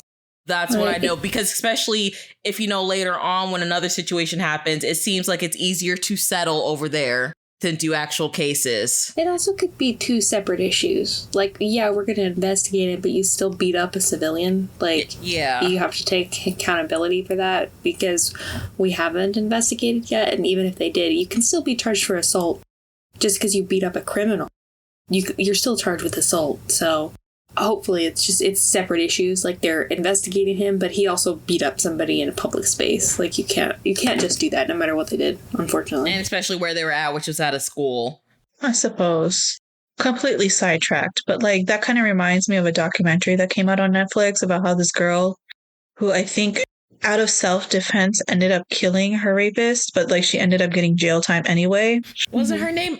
Is it the Cynthia girl you're talking about? I think so. Or is it someone else? I think it's her. Okay, because I know about that story. I didn't know there's a documentary. I might go watch it. But yes, because I think I've said this before. I don't know on here, just talking to you guys, how like, especially now it's getting worse for victims, because if victims fight back, it seems like they're getting harsher punishments than the actual perpetrators. Yeah. The court system has a really screwed up perception of like intent and the level of force used. Like, was it necessary? So it's like, okay, you were being attacked by somebody, you shot him 5 times. They will be like, you only really needed to shoot him once, so we consider that excessive force. But, which is dumb. I mean, like, if you're scared and your life's in danger, you're going to do whatever you need to do to get out of that situation. Yeah. So, but... And I know, like, self-defense is a tricky thing to plead in a court of law. So... And, yes, and libel, is that what it's called? Like, when you spread false information, or libel? Something like that. Libel. I know that's... Yes. Yeah. I know, especially over in Korea, that's, like, a huge thing. Mm-hmm. So... Oh. As per the police officer, defamation is a serious crime. Mm-hmm. Yeah, more serious than taking pictures of 8-year-old little girls up their skirts. Yeah. Get the fuck out of my face with that bullshit. I am so glad they didn't go any further with that scene. So, or else, like, I would have, like you, I would have seen red. Because, like, how as a show can you show that? Like, mm-hmm. I don't know. It's just as bad as like any show that like be showing unnecessary rape scenes for no reason. It's like, speaking of unnecessary scenes, there's one that comes later that I can't with Netflix anymore. But we'll talk about that later. In this show? Yeah. Or just in general? No, in this show. Okay, I'm curious of what scene that is. But yes, I'm glad it was brought to light so we know this shit happens, but at the same time, it's like one of those things. That's why I like this show a lot. It's like, thank you for shedding light on these type of situations. Now, what can we do as a society to fix this? Yeah. When is just talking about it going to be actually enough? I say that for a lot of things, but I think though, well, I guess I can't really comment on it, but like now that there is more awareness, I don't really hear too much about it going on. Naturally, it is obviously going on, but I like now that everybody knows that even if you have like this type of thing, if you're caught in like a bullying scandal and you want to do something in like entertainment, like most people know that this will follow you, you know? Mm-hmm. So I think in that case, like people are just more aware of it, but like you said, practical steps, maybe there needs to be more things done regarding that. I don't know. I'm just trying to think because like even with the bullying things, how many people actually take like some type of accountability where it actually harms their careers in real life, depending on their status. It's difficult because a lot of bullying happens in adolescence, and just the punishments for minors are less for a reason because you're not like fully matured mentally. So it's like, where do you cross the line on like how much we should punish these kids, or like how obviously they need to be taught in the first place the right and wrongs of bullying. I don't know. I don't know how to go about that because you can't really punish them like they're true adults because your brain doesn't fully develop until you're like 25. But like, I mean, you should know better. You should know better, but I guess some people don't, or how they're taught or whatever. I don't know. It's a tricky line. It's also just making sure you punish them into ways to where they actually learn to not do this again, and not just punishing them just to punish them, but they're still going to continue doing it, you know, because they'll never actually really learn if you just punish them. They'll just know I did something bad, and if I get caught, maybe I'll get punished, but not actually knowing why it's bad. Yeah. Again, this can go into a lot of things I'm talking about in general with a lot of issues we have, not just bullying, but still. Yeah. That's what I mean. This is like a broader topic thing. Yeah, this is a whole Pandora's box. I can't even think of just trying to dig into. The root cause is humanity. So how do you prevent humanity from humanitying all over the place? Like, anywho, let's go. All right. So where do we leave off? Okay, so Jae-jun beat up the teacher. They're at the police station. Jae-jun is expected to settle with the teacher for beating him up. So at this point, Do-young does come into the police station with his own like lawyers and everything. And so at this point, that man has some pretty good lawyers. I'm just gonna say, yeah, he got some pretty good lawyers. So at this point, his lawyers basically took care of everything, and they're exiting the police station. And so at this point, like, it's obvious that he knows about the infidelity and everything like that. And so the two men confront each other. It was satisfying to watch. Yeah, so this is basically Do-young's turn to show off his strength as he gives Jae-jun a well-deserved beating for coming near his family. I thought, like I said, this was like so incredibly satisfying to watch. He only did that because Jae-jun kept provoking him, because for some reason he's obsessed with being in this little girl's life now that he knows that he's the father. Yeah. So I think he said something about, why don't you just go ahead and break up with Yeojin so I can be the dad? I think he said something like that. So he didn't swing first, did he? Which one? No, I think Jae-jun swung first. Yeah. Jae-jun always swings first. Even if he, whatever he said, I mean, he started it. Exactly. So, because I think he said something back like slick, like you'll never get her or something. Mm-hmm. So, and then he showed him up. I was surprised that Do-young was able to hold himself down. I honestly didn't think he could fight. Oh, he said like, you'll never have Yosol, whether I have Yeojin or not. Yes. Mm-hmm. So, and then that's when he swung. But I was surprised he was able to stay on his own. And again, that's the time I had to remind myself, men like this are not real.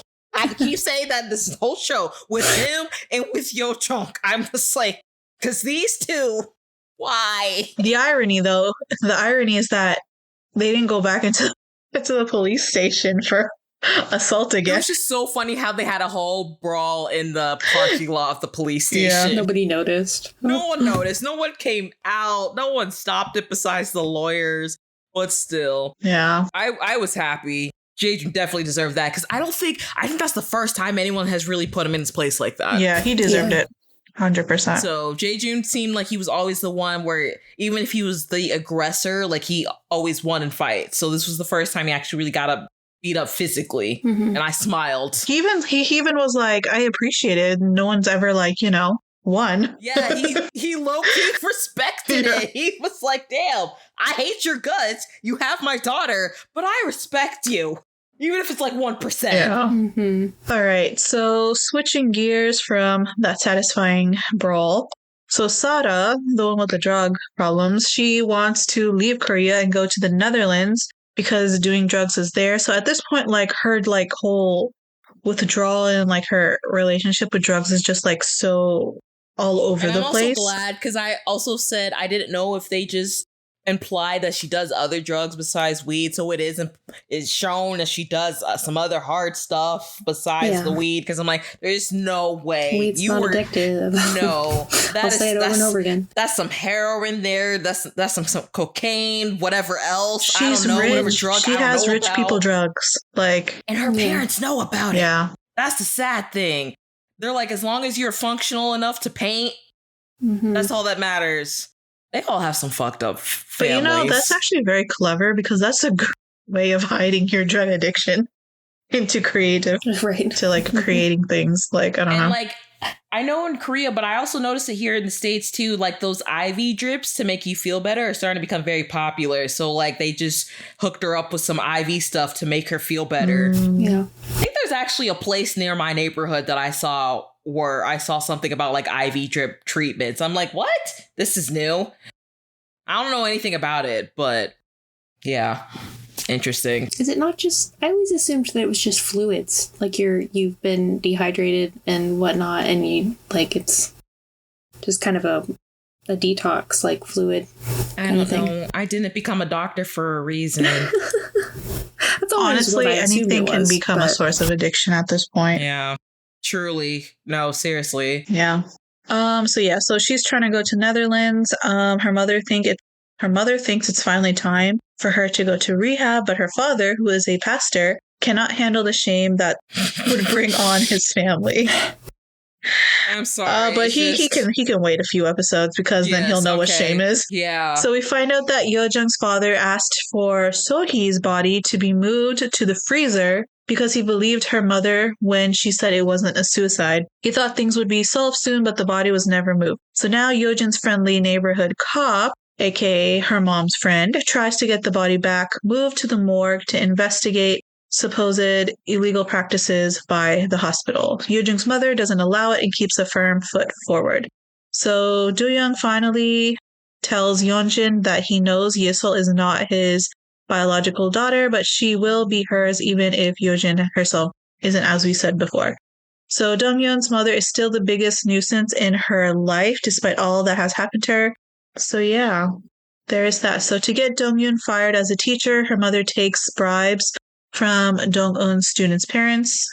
Dong-eun cuts up all the gifts her mom received and tells her that she hopes this is the last time they will ever meet. Her mother replies that she will never be able to run away from her because blood is thicker than water. So as Dong-eun cries out, having been scarred by her mother on the face and in her heart, that she had enough, Jaejun appears in front of her. He wants to know how Dong-eun found out about the beating at school when Dong-eun said she only told Jaejun about the pictures. She doesn't get out of the car and he doesn't move from in front of it. Luckily, Yeojung makes it in time and shoves his car in the front of Jaejun, forcing him to fall. Dong-eun escapes and gets home safely but bruised.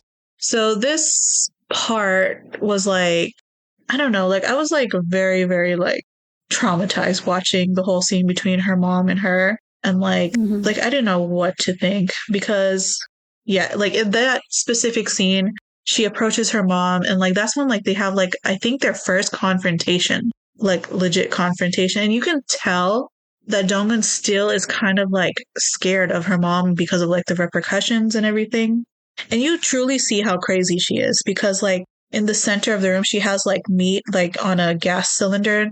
Not a gas cylinder. What would you call that? Like just a stove? I know what you're talking about. It's like one of those portable yeah, like a portable things. grill thing. I don't know what it actually is called. And like the fact that one, she not sliced, but like she scratches her with a knife. It was a knife, right? It was like scissors because she was cutting up the stuff. That was one. And then the fact that she just lit the whole place on fire, saying that we're both going to die together. Like, you truly see how psychotic and how crazy and how alcohol like dependent she is in that scene. And it was just like so sad. I also just don't get not just her, but people like this in real life. Because like, as you said and what she said, she's like, you can't get rid of me. Blood is thicker than water. It's like, man, you left. What are you talking about? Like, you obviously don't care about her, whether she was your daughter or not as a person. Why are you still following her? Stuff like that doesn't make sense to me because you obviously show that you don't want to be there, but yet you still want to torment her. I mean, I think she just sees her as a meal ticket, you know, at this point.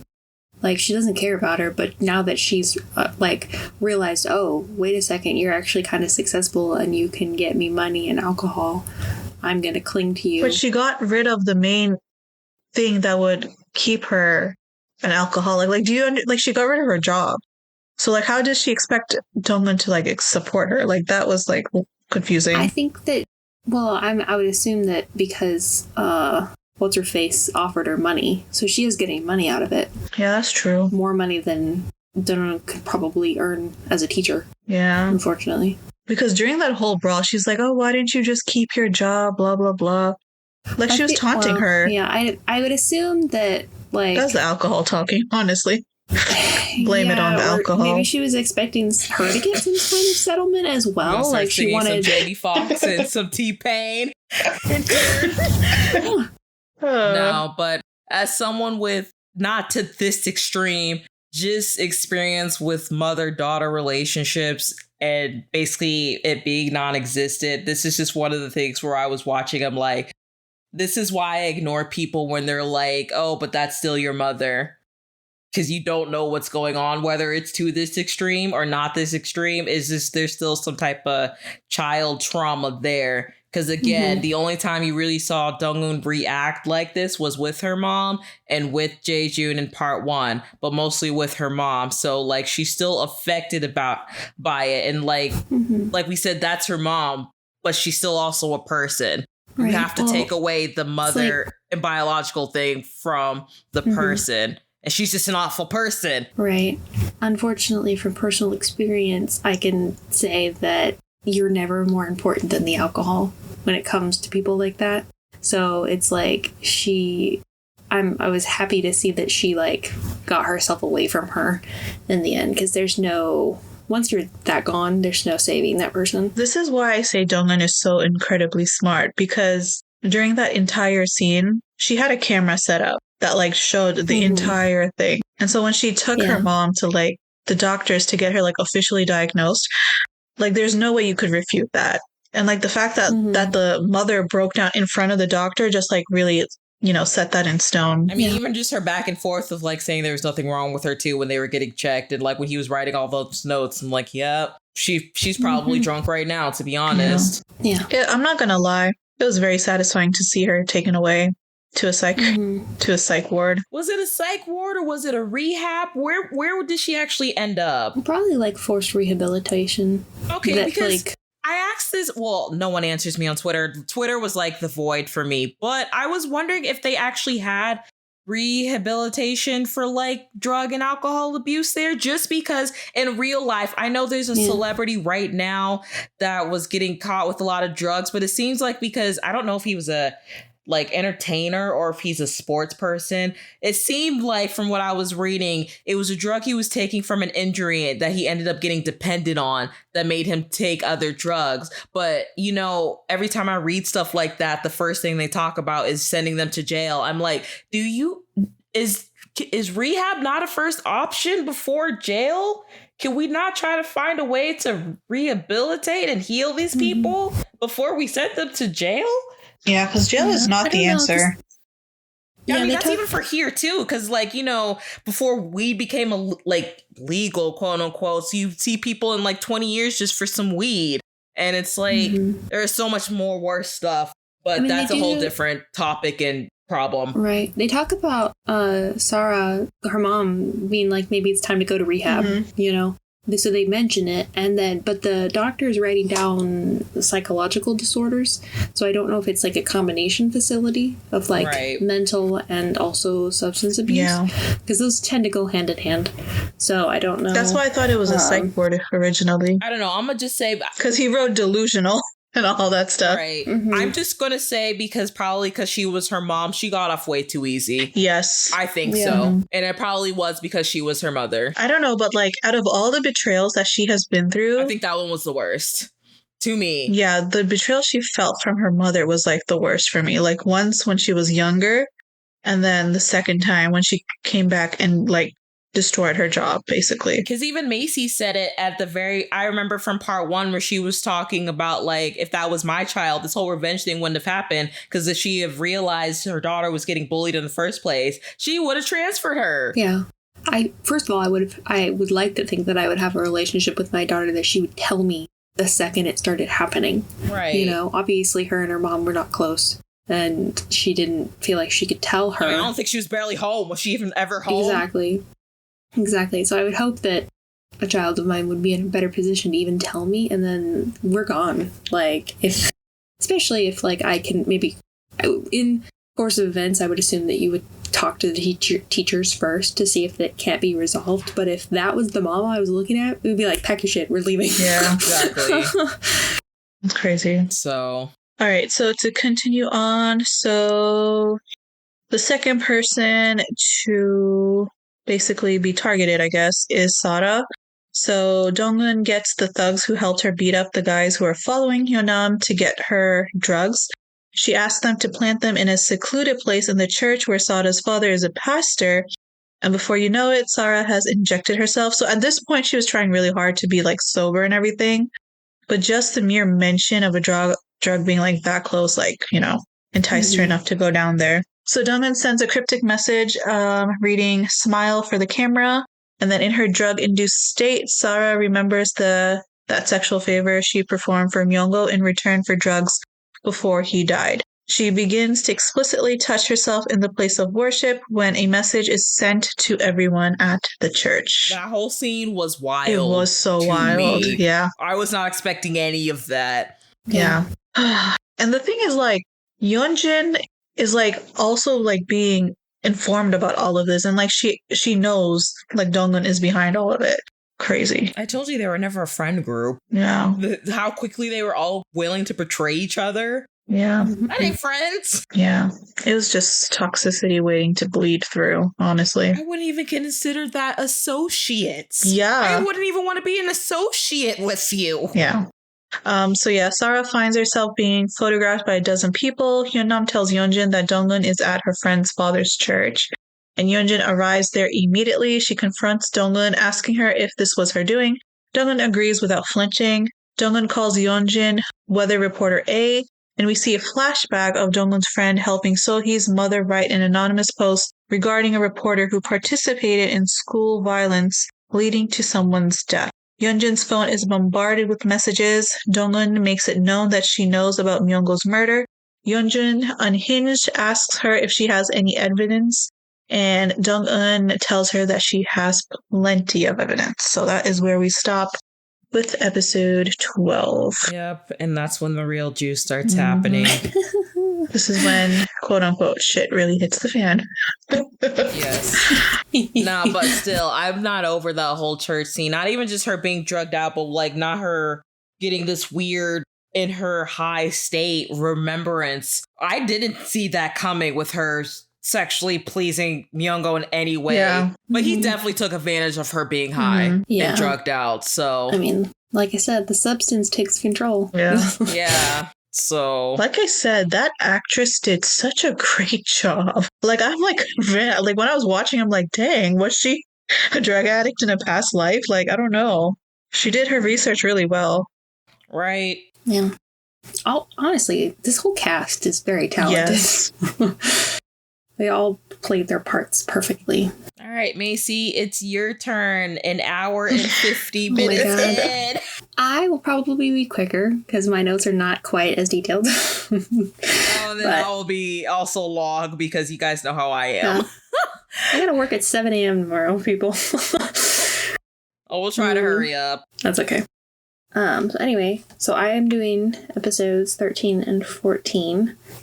So episode 13 starts out with the video of Sarah and the letter in social media. So the letter is like, it's depicting Sohi's like abuse. Yeah, so I guess it's an old letter that didn't get many hits before, basically talking about all of them. So like Yeojin, Sara, Hyojong, and all them bullying her. Right. And it just, I guess Donghoon, probably reposted it. And for some reason, this time it got more hits. I think because of Sara's thing at the church, because I think that was being like, I don't know if it was being live streamed, but people were definitely posting videos of that happening. And so they know they're all connected. Well, Sara like accuses her of like releasing that at the same time to like kind of cover up the letter. So that takes more focus. But it is still out there, and like reporters are kind of coming up to her and like, are you reporter A or weathercaster A, I think is what she's referred to in that post.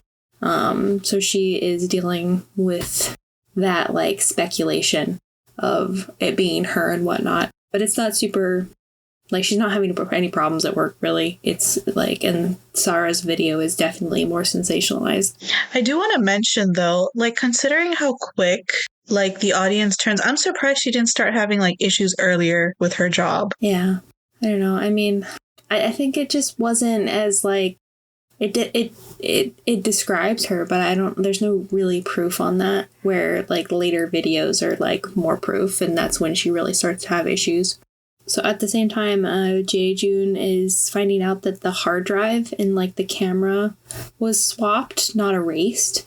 So he takes it to like this guy to try to recover the footage, and it's a new hard drive. It hasn't been erased and can't be recovered. Which we find out that the assistant changed it for Yeonjin. There's too many names. It's okay. We'll help you. So it was her order that it be swapped out, which of course we now know is because she was the perpetrator of Myoyeon Oh's death. Hyunjun shows Jae-joon Myoyeon Oh's recording. He realizes that the recording was made at his boutique, and he ends up seducing Haejun to he basically tells her, do you want to raise Haesol together? Remember I asked the question when her photos from her phone was released if they were sleeping together. I don't think that they had before that point, though. Do you? I didn't get the... Who? Oh. I wasn't under the impression that they had gone there before. No, I was, because remember, I asked that question in episode 7 or 8. I was like, these pictures look more intimate than they really are as far as all their friend groups. So that's why I was like, have they... I mean, it was obviously applied because, like I said, she's so obsessed with Yeojin. She's trying to have her life. And I could tell she had a crush on Jae-joon. But I was like, it seems like Jae-joon also was aware of this, so I was wondering if they ever hooked up in the past. But for them to hook up like that wasn't the first time. They've definitely hooked up before. So I have a feeling he was sleeping with Yeojin and Haejong. Everyone's just sleeping with everyone, basically. No STDs passed around. I'm surprised. Oh, let's not get into that, Nafis.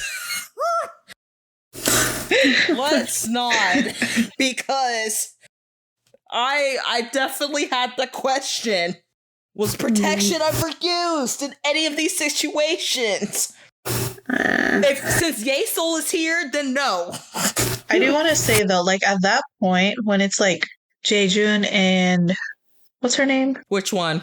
The Gretchen. Haejong. You see a lot of stuff blurred. I should have made a mental note that stuff was coming up, but I did not. It's fine. I was too engrossed in this show. That's why I made a mental note of a lot of things. And plus, too, I guess it helps that I edit these, so I remembered a lot since it's recent. But yes. No, I'm talking about like her scenes in general where she's like, nude and everything. But hey, I mean, yeah. It's just, I just knew it. I was shocked, but I wasn't shocked at the same time. I was just like, I knew it. I just can't stand how arrogant they are, thinking that, like, they're a fitting set of parents. I think that's more ignorant than arrogant. Yeah, I guess. Again, the audacity. I also just can't, like, get over the audacity of everyone thinking they have the upper hand on everyone else when no one has the upper hand on anybody. So smart. So smart. You know who really had the upper hand, honestly? The male lead and his family. Yes. Mm-hmm. They really did. We're going to keep going until we bring that up, but yes. Yeah. Well, anyway, then Dong-woo approaches Keiran, imploring her not to get in the way of her proving that Yojin murdered Minyo. And Sokjae continues to blackmail Young-ae. Young-ae enlists her shaman friend to help her get rid of Sokjae. And then Yeonjun learns that Haejun helped Dong lure her to Yojun's clinic. So I think that's the scene that actually shows him removing the, like, scab and whatnot. Yeah. And, like, why he did it in the first place to, like, get her there. Did he even give her filters? I don't even think he gave her the fillers. I think he did, because they talk about it later. She doesn't look any different, but, of course, they don't actually do that. But no, I think for legal purposes, he had to deliver. Yeah.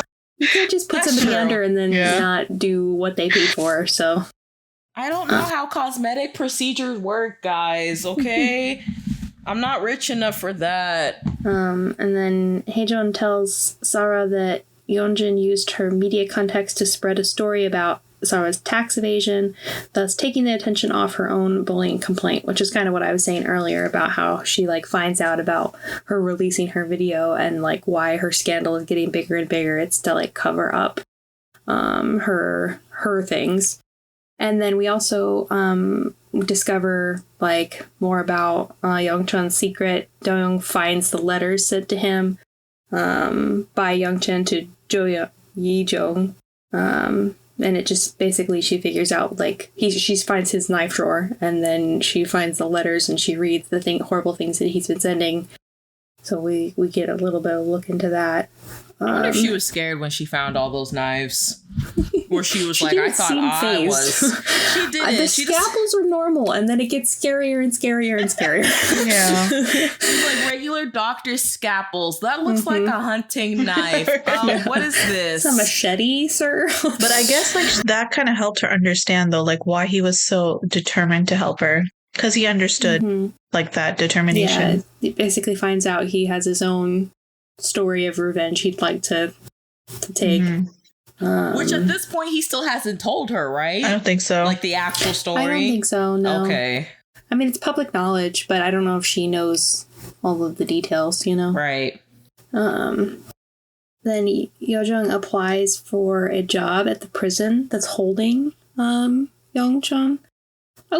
I may have missed this part, but I wasn't really sure, like, why he was doing that. I guess it's the job that they show later on where he's, like, the doctor at the prison, so he can, like, get more intel, I guess. He was trying to become a medical doctor at the prison to get his revenge. I think, honestly, he really just wanted to kill that guy. So he just wanted to be in a better place to do so. Yes, because if you notice in all his fantasies, he's always killing him with the scalpel. So I think if his plan is to try to become a doctor to where, like, if the prisoner dies for medical reasons, and, it'd be an easier death on all of them. And then in this scene, we also see the scenes of them actually purchasing the funeral home that Moyoung's body is being held. And I think it's like, he's like a convenience store worker. I didn't write his name down.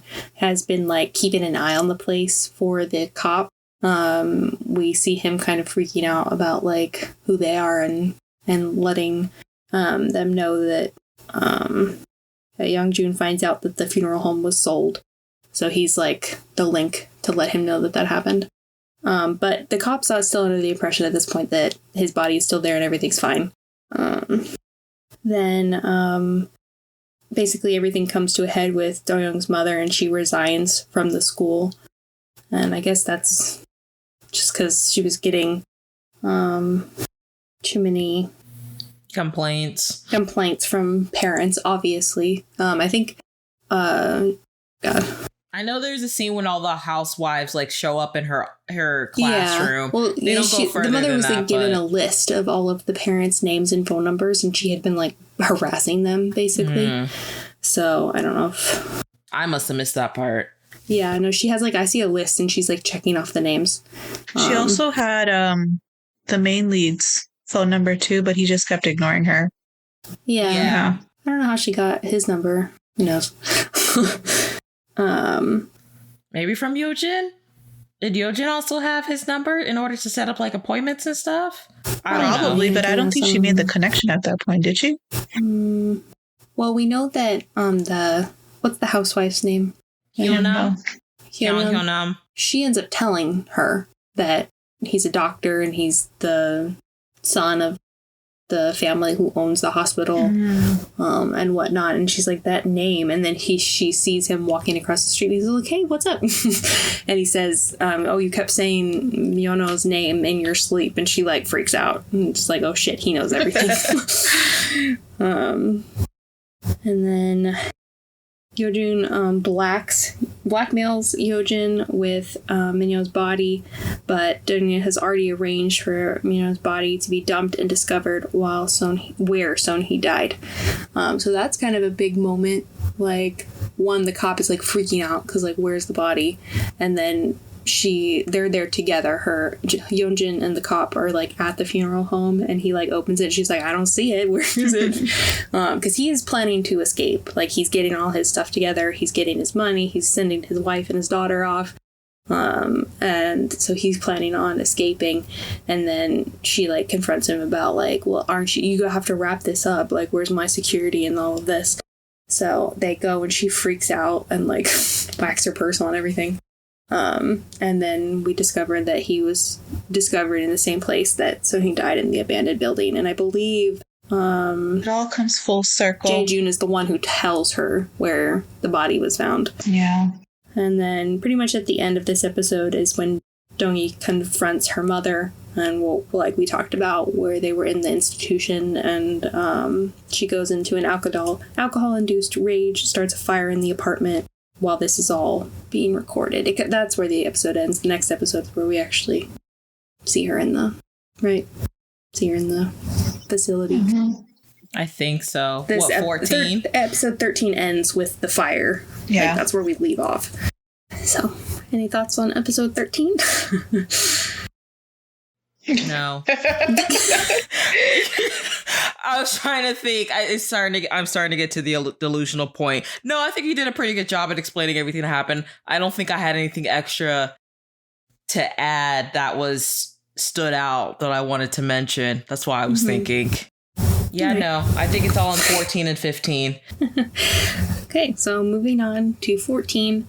It kind of is following the resurfacing of Mio's body. Youngjun hastily makes plans to liquidate all assets, leaving the country. He's like calling his cousin or something to sell the hotel. I don't know. They have things going on, and then we see his sister. The cop's sister owns a motel. Yeah. Mm-hmm.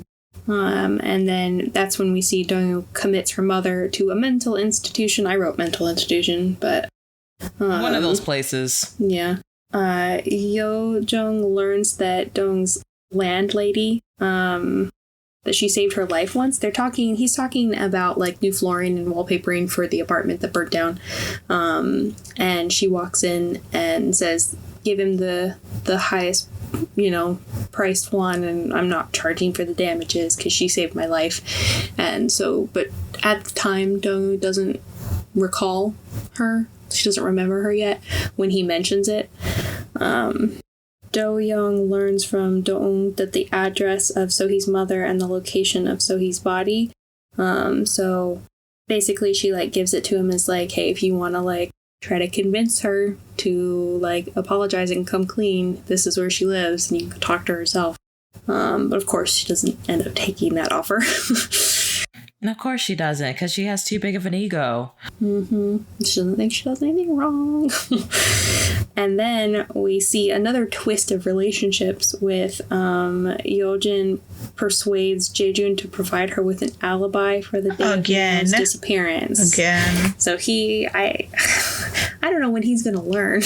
That was like, for me, like her first sign of like true desperation. Mm-hmm. When she was like, I'll give you me and your daughter. Like, let's run away together if you'll be my alibi. I'm like, oh God, this lady. After you told him no and that you're obsessed with your current husband right now, when he first offered that, but okay.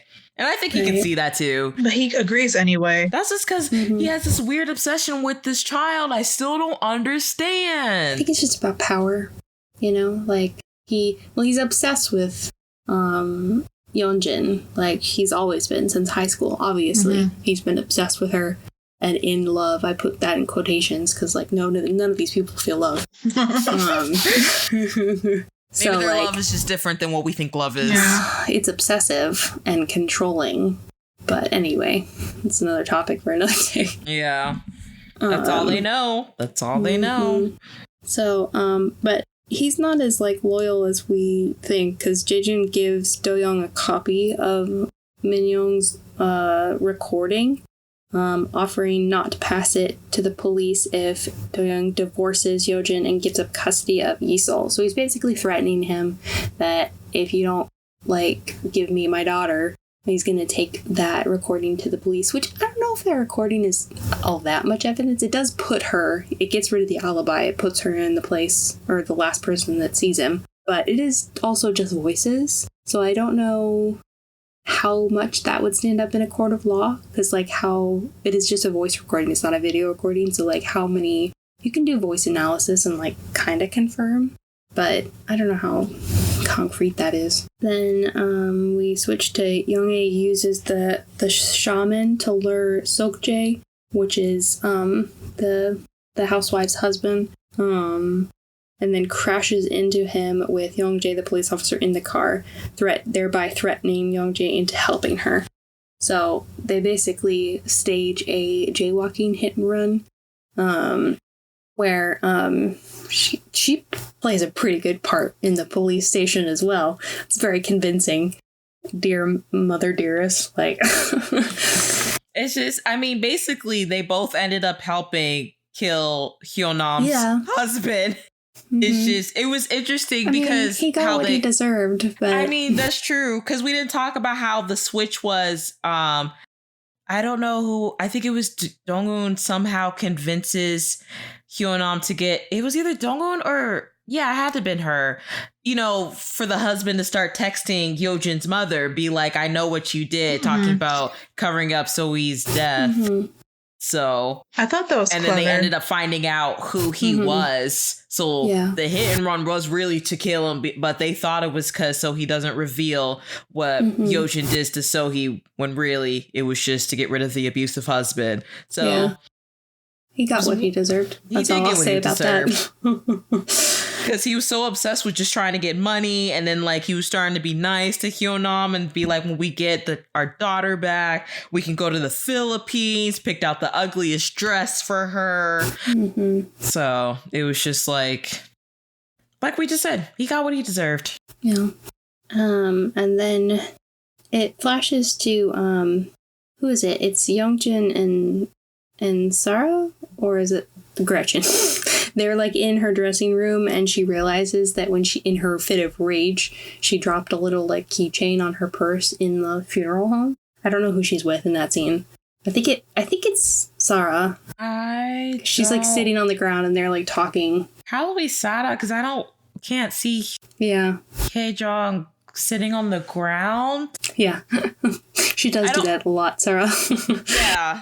I don't remember what the conversation was. If you remind me what the conversation was, I think I can tell you. I don't really remember either. I think they were just talking about everything that was happening. And then she, like, looks over at her purse and realizes that the keychain's not on there anymore. So she revisits the funeral home where she is surprised by Yojong. And he basically, like, gives her the keychain back, saying, like, we don't even need this. We've got so much on you. Like, you can take your little keychain. So, and she gets all frustrated. So, which I think is kind of funny. Yet again, showing off his, like, cutesy, scary vibe he's got going on. Like, you should actually be terrified of me. Mm-hmm. So then Dong is interviewed again by Detective Choi. She gives him a tip about the lighter found near Sohee's body, which is before that, Doi decides to send Isol to Europe. We see this whole scene of him, like, planning their getaway. And then Yojin learns that Sokjae was Hee-Nom's husband, and the shaman stages Sohee's last moments in front of Yojin, which is like, basically we get to see the scene on the top of the roof, what actually happened. And there's, we also get to see, like, Sarah had taken videos of her bullying, Sohee. So it's like she had, like, faked designer clothes on, and they saw her in the street, and she, like, tells her to strip in front of her. So that she confronts her again on the rooftop and, like, gives her, like, an ultimatum to strip in front of her. And when she doesn't, she's like, let me remove the lint from your sweatshirt with the lighter. And she's basically sets her on fire, and there's a struggle ensues. He grabs onto her, and she pushes her off the roof. My mouth dropped. My jaw dropped when I saw that. I was like, oh my gosh, she cannot get any more worse. And she does. Like, And she only did that because Sohee actually had the courage to stand up to her. Yeah. She was basically telling her right there, like, if she had been able to leave alive, that you're not going to bully me anymore. And I realize that you're just doing this, you know, because maybe you're sad or something, but, like, saying, like, I'm better than you and all that. She finally stands up for herself. Right. And then ends up getting murdered, which is so sad.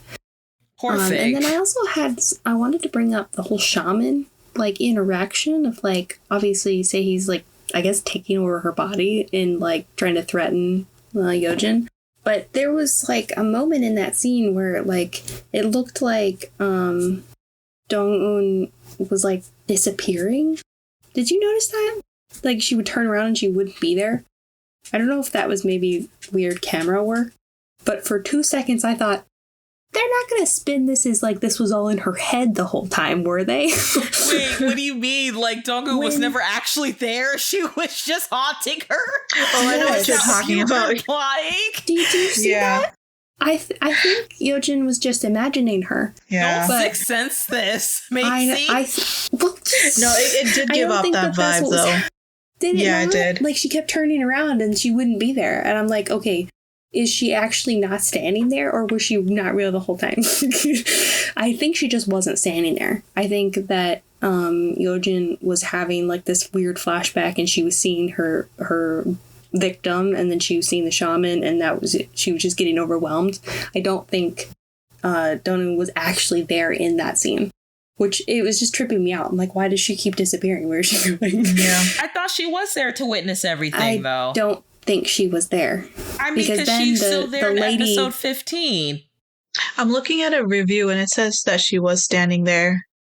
She was standing there. Yeah. Well, then she was physically there. Because I wasn't sure if at first Dong-un set up the shaman to do all that, or was it real? Because at first I thought it was just something maybe she, like, blackmailed her to doing, because I think we skipped. It was revealed the shaman was actually doing something, like, unethical with Yojin's mother. I forgot what it was, but I think Dong-un found out and, like, made her do all that.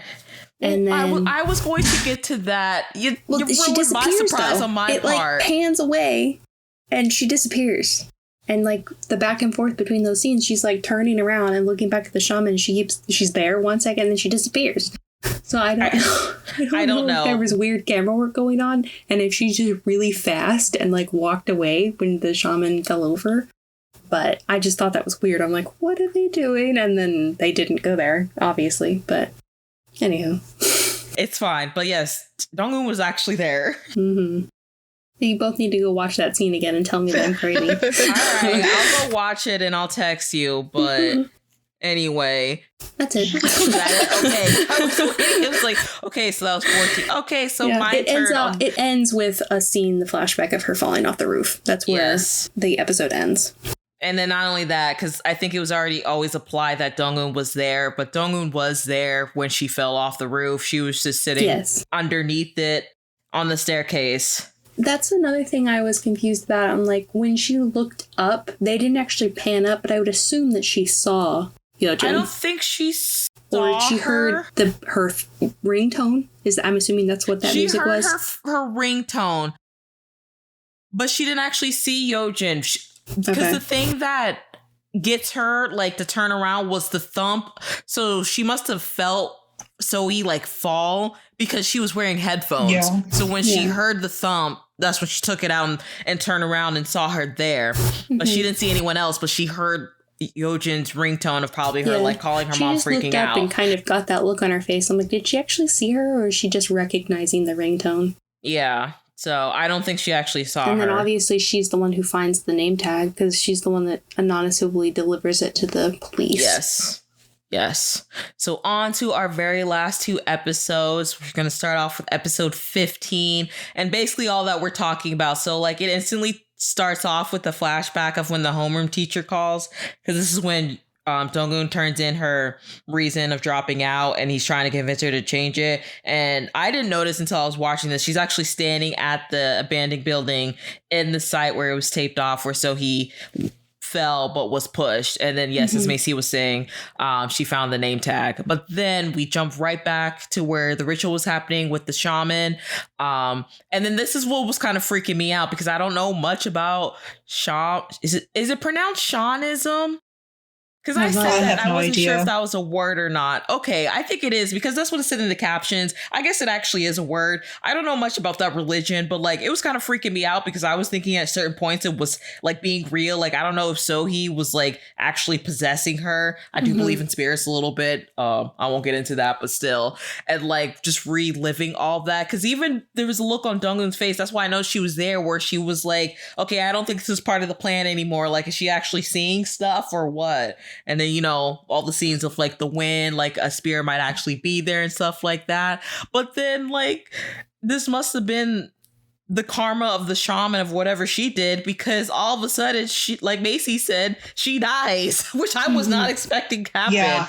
They called it Boljon, which in the caption in Korean and in English, they said God's deadliest punishment in Korean shamanism. So I don't know who it was towards, but the shaman ends up dead. And it's crazy how everyone just ends up leaving her, like even her daughter, because like her daughter was screaming like mom. And then that's when she realized she was dead. So crazy. But then that happened. I kind of skipped some parts. Like I said, a lot of my notes are off of first reactions. So just the next thing I put down was just that I screamed after everything with Hyunam happened and her husband, when she confronts Yeojin and basically like just slaps the fuck out of her at that confrontation. Yeah. Was it after the funeral she had for her husband that happened? Yeah. I think so, because Hyunam actually ends up having like just a small thing with her. And I don't know if they were workers or not on a boat for her husband as like a funeral. They put like flowers in the ocean and I'm not sure if they put his ashes in there as well. But she's giving a goodbye like me and I forgot her daughter's. What is her daughter's actual name? Sona. Okay, we'll be fine. We didn't get to go see the ocean in the Philippines, but we're here and I'm wearing the dress you bought. But after everything, I love when she said, I still hope you rot in this ocean. Because like we didn't get to talk about it either in like episode 14 when she finds out that he's died. And when she went to the autopsy, like when she left the room and collapsed and like started crying, but like it was happy tears. Like I felt so happy for her. I was like, she's finally free. I think it was both though. because they did have happy times. So she was like remembering. So she was sad about that part, but then also like relieved. Did I miss those happy times? It was like a quick flashback. I would assume that it was, when they first got married, or maybe like even had their daughter. Yeah. But yeah, so that all happened because then like when she pulled up, I think Yojin started threatening finding her daughter again, and then she's like, "Can I give something back to you?" And then she just started slapping her. I wanted her to get her another time. She got her twice. But she only got 2. She got it twice. I wanted a third. I just wanted one more. She deserved it. She did get a third one because her husband was watching. That's a slap in the face. Because when she turns around, her husband was standing up there on the staircase just watching the whole thing. And I did scream at that too. I was like, not him watching this the whole time. No, but this is what he wanted though. He needed to see her reality. And so he did. Exactly. Because I mean, at first, like just watching her go up to Hyunam, who I'm assuming is like her elder, just like cussing at her, being so disrespectful and all that. But then when she goes up there and like tries to apologize, he gives her an ultimatum. So basically the paper that Dong-un gave him of Sohee's mother's address, which we forgot to mention, who is deaf. So that makes it even. And I don't know if that's part of why Yo Jong's father not took pity on her, but was like, something's going on here because no one's really listening to her because they're ignoring her because she's deaf. Yeah. So I don't know if they just can't like understand the sign language that she's doing. But that could be one of the reasons why he ended up keeping her in the freezer. But still, he gives the husband, Yojin's husband, give her an ultimatum of whether going to the mother's house and apologizing and confessing everything, turning herself in, or their marriage is over. And again, the narcissist she still doubles down, saying she did nothing wrong. And then she ends up confessing that she was actually there, which he didn't know because he questioned. He's like, oh, so you actually were there? And that's when she knew it was over. And then he's like, this marriage was over. And then she's going to rebuttal back. It was over when you started singing Dong-un. I'm like, this marriage never existed. This was not real. Yeah. This was 12 years of a fantasy for both of you. Mostly her, but it wasn't real. It just wasn't real. But he's like, okay. That's all the answer I needed. So he turns around, pulls out the cell phone, calls his lawyer. He said, do it. All he had to say was do it. And then all of a sudden, all these articles came out about them divorcing, about whether she was a bully or not. Is he divorcing her because she's a bully? All that. So yeah, news spread quickly. Mm-hmm. And then I was just gonna say the audacity of her to like just go into work like nothing's happening. Right. And that laugh she did in the lobby. I would have been too embarrassed to show my face. Yeah, I saw her breaking when she was in the lobby, just laughing like that. Mm-hmm. That was really creepy. Yes, if I walked into my coworker was doing that, I'd be like, we need help because she's lost it. Well, psychotic break. Mm-hmm. I don't remember what scene this was, but I just wrote, I don't understand Hye-jung's obsession with Jae-joon, and just the fact that Sara literally just keeps emphasizing, like, if they didn't pick Dong-un, it would have been her. So that's already foreshadowing a big event that's about to happen. Like, she really hates this girl, and she doesn't try to hide it. I'm surprised they lasted this long in the circle, but I don't know, maybe Yojin was the weird glue keeping them together. But anyway, okay, I guess the funeral happened afterwards because I wrote it afterwards because Yojin's mother ends up showing up to Kyonam's house, still trying to get to settle for the accident of killing her husband. And she refuses. So then like when she goes home, her mother's telling the lawyer, like, we need to get her to settle. Like, if we need to double it. I don't care. Because she thinks everything can be solved with money. Mm-hmm. But then when she goes home, Dong-un's actually at her house and like, you know, she basically confronts her like, do you remember me? And she's like, no. And she's like, let me try to refresh your memory. So she does, and she figures out who she is. And so she also gives her an ultimatum. I put in question marks because she's like, she even says it. She's like, I know you're not actually going to protect your daughter. I'm just going to pretend like I gave you a choice, but I know you're just going to turn her in. So just make sure you do what I say later on. So yes, this is what Macy was talking about when Yojin goes into work. I guess Sara was, you know, over it. So she sticks with her promise after Yojin didn't really have her back after all her videos were being released to cover up Yojin possibly being a bully, and all those videos she had on her old phone, which I'm really surprised she still had videos from that old on her phone. She releases them on the internet. Basically, like Macy said earlier, the incident at the mall with Sohee when they were wearing the same dress, even though Sohee's was a knockoff, belittling and threatening her, just showing how much of a bully she actually was. I was also confused because I thought I saw like images of Donghoon as well, like when the burning was happening. But I don't know if those were released as well, because in her like file you could see it's like still images of that abuse happening. She might have. They only really emphasized the one of her at the mall, so yeah. I think she did upload more than one thing, but we just didn't get to see what she all uploaded. Those seem a lot more serious to me than her like bullying a girl for her outfit. Right. I don't know. I guess people pick and choose. I don't know. But yeah, that is all happening. And then, you know, at the same time when she's at the office watching all her coworkers do it, and then her boss comes like, what's all this? And then she basically hands in. I can't talk, y'all. It's getting late. I'm losing it. She threw her resignation. After she just wrote it right then and there in sloppy handwriting, letter of resignation. Like, I don't need you guys. I'm like, well, I mean, you kind of do. Your rich husband's leaving you, but like, honestly, what got me, and this is when this would have been like my reason to just give it all up, is when she goes home and she tries to convince her daughter Yesul, like, oh, me and daddy are just having a fight right now. You know, everything is fine. Don't worry about it. And she's like, I know what's going on. And her face just fell. And then I felt so bad because even she's like, my friend came up to me. She's like, are you going to bully me like your mother bullied her friends? And then when she said she was disappointed in her mother, that should have been it. Yeah. That's when you know you failed as a parent. Yeah. So I was like, dang, the kids are smart now. We should know. They have iPads. They have phones. Of course she was going to see this. Especially as big as her parents are, there's no way. Right. Even if she doesn't see it, somebody at the school, the mother, parents, I don't know, they'd be talking about it. So exactly.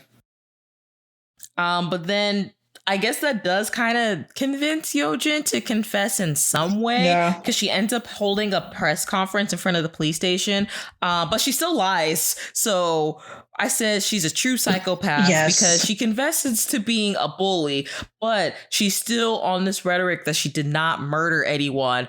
And then she basically says Sohee's family has been like harassing her, saying that they were actually friends, but she didn't want to like be suing them for malicious and like false accusations. And then she claims that like she didn't want to expose Sohee being pregnant. And I didn't get to say this earlier, but I don't feel like that pregnancy was out of any type of consent. Yeah. I do feel like, well, we thought it was Myungho at first, but I feel like she was raped. No, yeah, she was. Well, don't they say that it was Jaejun, yeah. What's his name? Jaejun that did it? Yes, I was trying to save that for later, but yes, I'm sorry. It's okay. It's okay. I don't know how things are laid out in your notes. It's fine. First, it was supposed to be for suspense, but yes, Jaejun did it. But even if it was Myungho, I don't think any of that was consensual at all. Because they don't ever say it or imply it. They just say she was pregnant. So I was like, I don't think this was consensual. I know for a fact he raped her. Right. I think they imply it later on, which you may be going into that with that scene of him like forcibly kissing Donghoon. Well, that was Myungho forcibly kissing Donghoon. But I think that they like show that and then they like zoom to Jaejun playing basketball. So it's like he's not as innocent as you would think. Yeah. Yeah, because she's like, he wasn't just playing basketball, which I didn't get at first, but I guess that's what she was implying, that the sicko out here. I think that was their way of insinuating that that's what was going on without showing explicitly. Yeah. So, and then this is the part that got me screaming like until I lost my voice. I feel like I'm losing my voice now. Shit goes down at Myungho's funeral. This part was insane. I was not expecting I was not expecting this.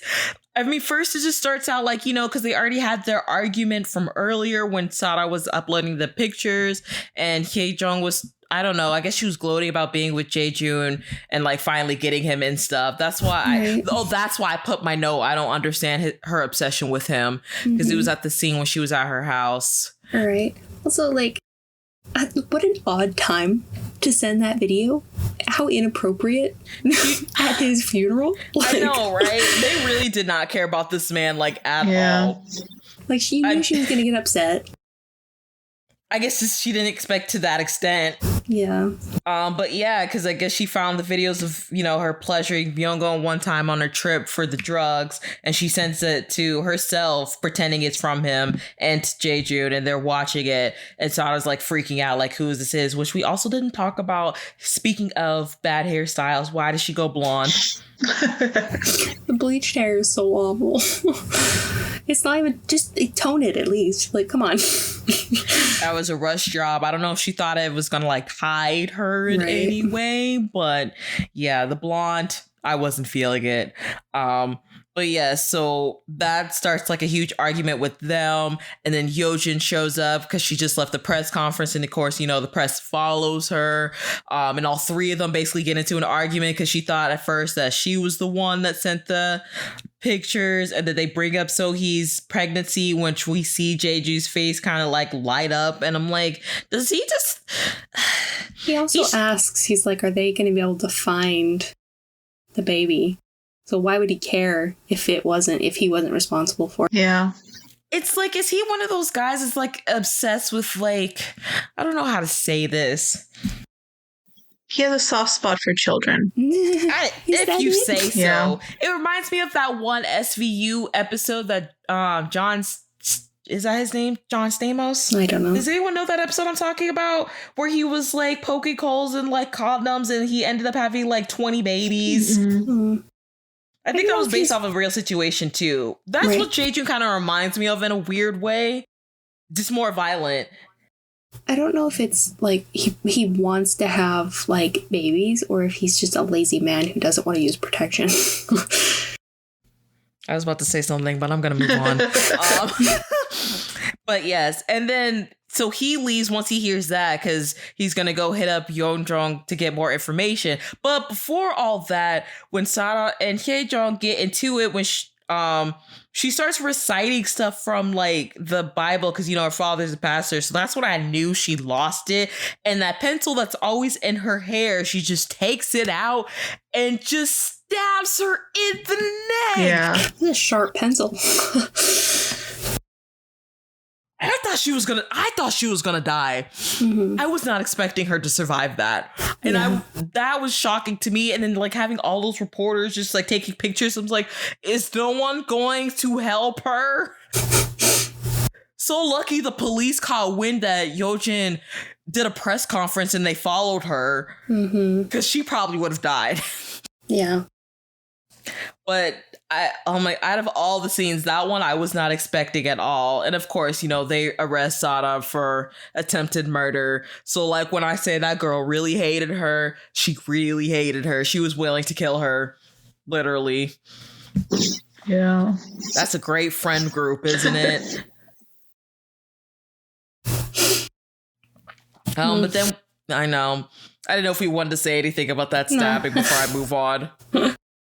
You're good. No? Okay. So basically the next scene is when Jae-joon is at Yeojong's clinic and he's basically asking about like Sohee's body being in the hospital in the freezer and like any autopsy reports if he could see anything, which is weird. And then Yeojong's telling him, you need like the family's permission and everything. And then as soon as he leaves, when he doesn't get the answer that he wants, he calls Dong-eun, just basically saying that they are wrong. It wasn't Myung-eun that they thought was the one that got Sohee pregnant. It was Jae-joon. They don't get into that much, but again, I believe he raped her from like when they were torturing her. So, and then we skip to, I guess Hyojin is in Jae-joon's office at the golf club to confront him about something. I'm just not sure what. But then he shows up and who does he bring? Ha Do-young's mother, who is a member of the club. This scene also had me dying. I thought it was weird. He just popped up with her. Like, what? I was like, what is she doing there? And then she tried to convince her, like, everything's going, you know, her son might be overreacting. Like, he really doesn't want to fight. Yeah, just a small fight. He really doesn't want to leave me and his daughter. And then that's when the mother loses it. She's like, his daughter? Because from what he told me, this bastard standing next to me, that is not my son's daughter. Yeah. It was so funny to me when she was saying that, and she just, before she kept going, she immediately went to the golf clubs and was going to try to hit her. Mm-hmm. I was like, okay, so everyone in this family is just, you know, hit first, ask questions later. No, not the son. The son thinks first. That's true. Yeah. But she should have gotten a swing in, though. Again, also Jae-jun just being a narcissist, because he's like, I feel like the reason he brought the mother in, because he was like, I'm actually, you know, Yesol's real father, so why don't you try to convince your son to give up custody so we can have her? And even the mother was like, y'all two psychopaths deserve each other. And then she just starts destroying the office.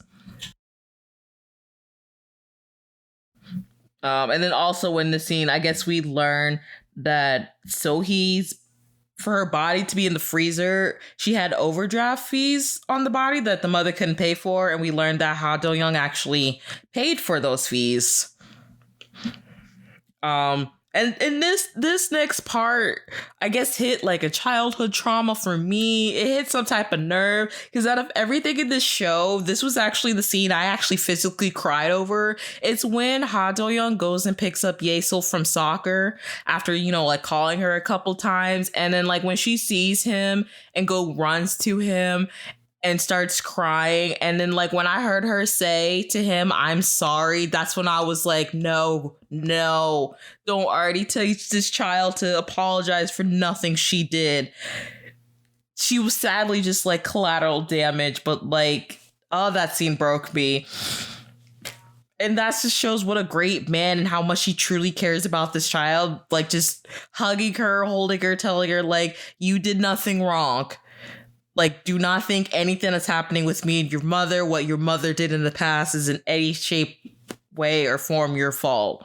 So we need more parents like that. Mothers, fathers, parent figures, guardians.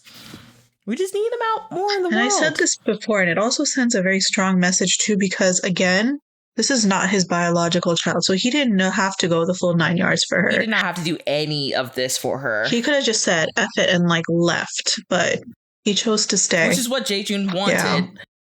So I give props for him. At the end of the day, that baby was his baby. Yeah. You know, yes. He raised her. Doesn't matter. That was his child, one way or the other. So he made that very clear. And they're going to live their best life in the UK. far, far away from all the craziness. And that's why I appreciated and really loved his character from the beginning. Because I think I said this too, like, that was my biggest concern. Like, at the end of the day, all he wanted to make sure was she was okay. Even before his business. So he was ride or die for that little child. Shout out to all the single fathers out there, the guardians, you know, even the ones raising children that aren't biologically them. So to make sure they're good humans in this world. Mm-hmm. So yeah, I don't know if that affected anyone else more or like it affected me, but yeah, that was definitely probably one of the times I got more emotional. I did not cry while watching the show. However, I don't usually cry when watching shows unless it's like really, I don't know. It has to hit me a certain way, but I was definitely more emotional at that scene. Yeah. So then also in this episode, Moon Dong-gu was basically like saying her last goodbyes to everyone, which I thought was interesting. She basically gives Hyunam a final like mission, and then before that, you know, she brought her own eggs to her, which I thought was cute, and told her to live a happy life with her daughter, and basically telling her that she was finally free. Their whole thing also, because like after watching Yesol crying to that scene, I was like, okay, I'm not ready for these emotions right now. You're gonna have to give me a break. And then we also get like a very interesting, basically like a flashback of what Dong-eun was like thinking of, like if she was never bullied, or if like if her and the other girl, Kim Yoran, were actually friends. Because I think it was actually mixed in with like a real scene where like she tried to go up to her and she just walked away when they were both like have those burns. So, you know, it's that what if they actually did stick together and be each other's support system, because that's all you need sometimes, is someone to be there for support. But they'll never know, we'll never know. But that was just one of the image of what happened if they actually end up becoming friends. You're gonna have to give me, guys. I'm like starting to lose my voice a little. And I'm trying to go as fast as I can. And then we also kind of see a little bit of the backstory when it comes to the landlady and Dong-eun, which I was also surprised, because when Macy brought up, she told Yeonjong that Dong-eun actually saved her life, so she was repaying her back, which makes sense because in part 1, if you guys remember, Dong-eun questioned her of why her rent was like the lowest out of everyone. I don't know if her unit was the most expensive or just like in general it was lower than everyone else's. That could be one of the things. And then we also get like a flashback of the time when Dong-eun was doing like all those part-times before she got into the factory. When she was working at the bathhouse, she actually met the landlady before doing her laundry. And one of the workers there, I think, revealed that her son got killed by a drunk driver. So we'll come back to that in episode 16. But just remember that. And then also I wrote, I'm not surprised that Jae-joon dumped Hyojong as soon as she became disabled, because yes, she survived that stabbing, but like the pencil went in so deep that it destroyed her vocal cords, so she may never be able to speak again. And not only that, he deleted everything off the iPad. So like she lost her biggest asset, which is basically her word of mouth of like being able to gossip and everything. That definitely took away some of her confidence. It's also not uncommon for men to leave women who become disabled. Men have a higher chance of leaving women that are disabled than women leaving men that become disabled. Just throwing that out there. But that was such a dick move of him. We should have expected it. She should have expected it. I was not surprised. We all knew that he was using her in the first place. Like, that wasn't going to last. Exactly. So, but at the same time, when he's leaving the hospital that she's in, after she tries to cuss him out, it's not really working, girl. You don't have any vocal cords. We see on this TV that Sara has been arrested for trying to kill Hae-jong. And not only that, her father was arrested as well because he was embezzling money through the church. Tax invasion. Embezzle. Evasion. Tax evasion. Evasion? I think it's tax evasion, right? Yes, tax evasion. Again, there's more I could say about that, but I won't, because I don't need people getting mad at me. I could say a lot about that. I will say I'm not surprised, especially since it's being handled through the church, and I will leave it at that. But then they also do more research on the DNA that was found under Myung-go's fingernails. And then, like Macy said, the lighter that was at the scene, they realized that the DNAs match. Are we shocked? No, because we know who did it. And then Yeonjong is still basically trying to get to the criminal who killed his father, which that also interests me. Just the way that I understand why Yeonjong's so mad, because it really was just like a senseless killing, because he really just killed him, like the guy keeps saying, because he was bored. I think he said something about like he was jealous because before he did the procedure on him, his father kept bringing Yeonjong up. I don't know. It's just one of those things where it's like another sociopath, I guess, because he was already like being a prisoner for something else. I don't really know if they said He killed 2 other women before he killed his dad. Oh, okay, so he's already on trial for murder. So yeah, just a murderer, I guess, just doing murderous things. Yeah, I mean, I feel like I could tell from the start. I'm like, he's just crazy. Like, he's just doing this for fun because he enjoys killing people. Like, there's no reason. He's just crazy. That's such a tough thing, though, as a doctor, like, to be forced to treat patients like that. But, you know, I think it's, like, crazy that he had to uncuff him. Like, please don't do that. He broke his arm. So it's like, you have to be able to operate on the arm. Okay, so then remove one arm. You did not have to remove both. Like, I don't know. I mean, it's just the fact that he chose to operate on him because, like they were saying, no one else really wanted to do it. So I guess he would have thought that would have shown some remorse, but I guess not. I don't know how criminals' minds work. And then this is the part basically where I just put like Dong-eun basically played Yojin and her mother like fiddles. That whole scene, I don't know where they actually were, but when they meet up about the whole name tag thing, just showing how quickly she was to portray her. And I wanted to get into this just a little bit. This is what I was talking about earlier. I put a side note that I feel like Dong-eun and Yojin are basically like that quote, two sides of the same coin, because it makes me think of when we did part 1 and when I was doing that excerpt that I found of the writer talking about the show. I mean, yes, it is about like bullying, but like at the end of the day, it's a revenge of like people that went to extreme trauma.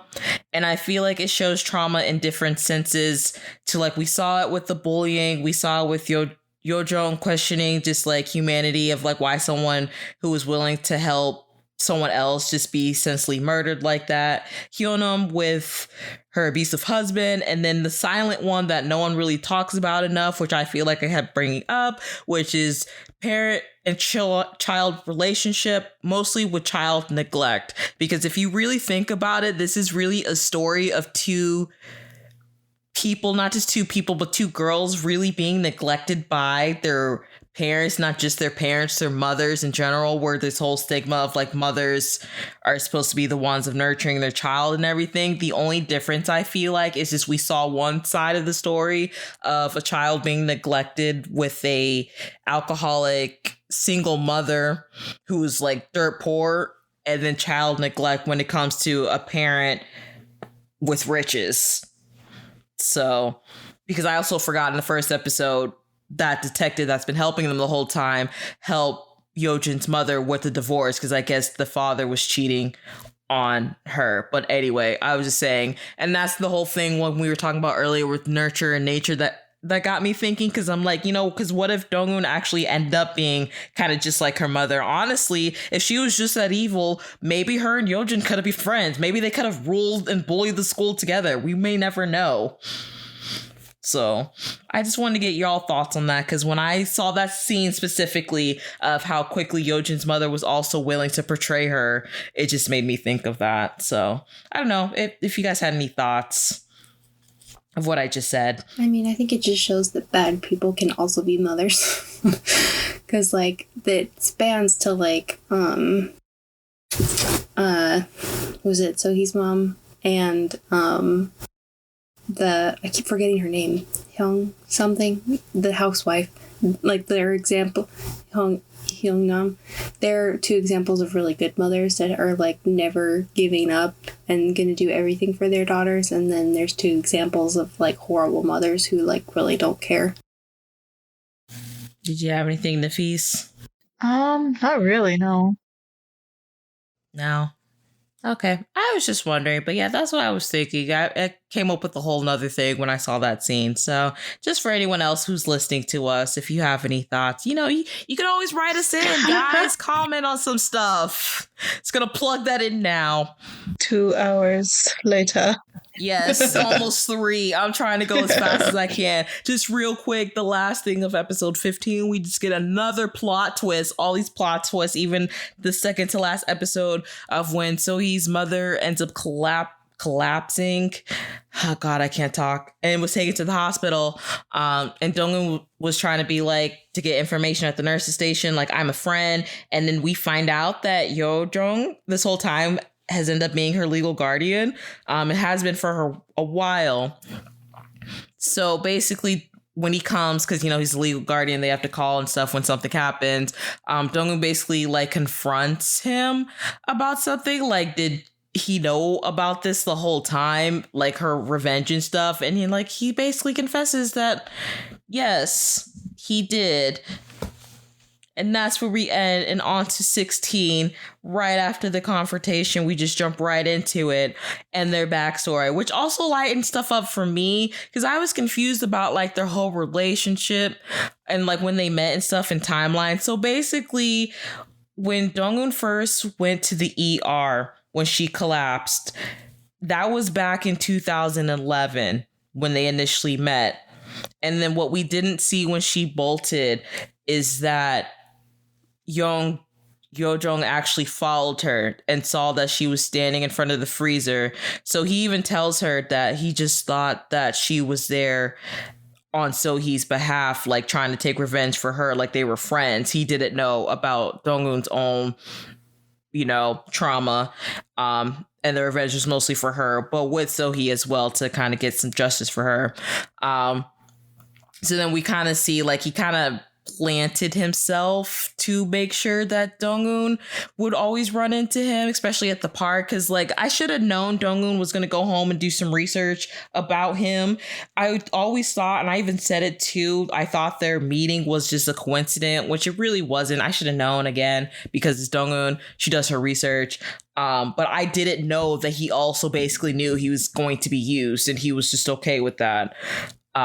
Because she sees him going to the hospital, and then she turns around, go to the park, not realizing that he knew she was there, and follows her. And then when they're watching Go, she makes sure he bumps into her. So then the whole time he's teaching her, I think that was between around like 2014 and 2015, because she ends up leaving when Yojin gives birth to Yesil, which was around 2015. So, and then they don't meet again until 2022.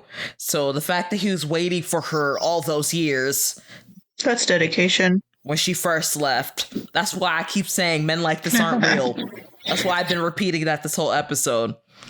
And then he basically tells her, like, if she's going to leave again, make sure you do it out of love and just not revenge. Yeah.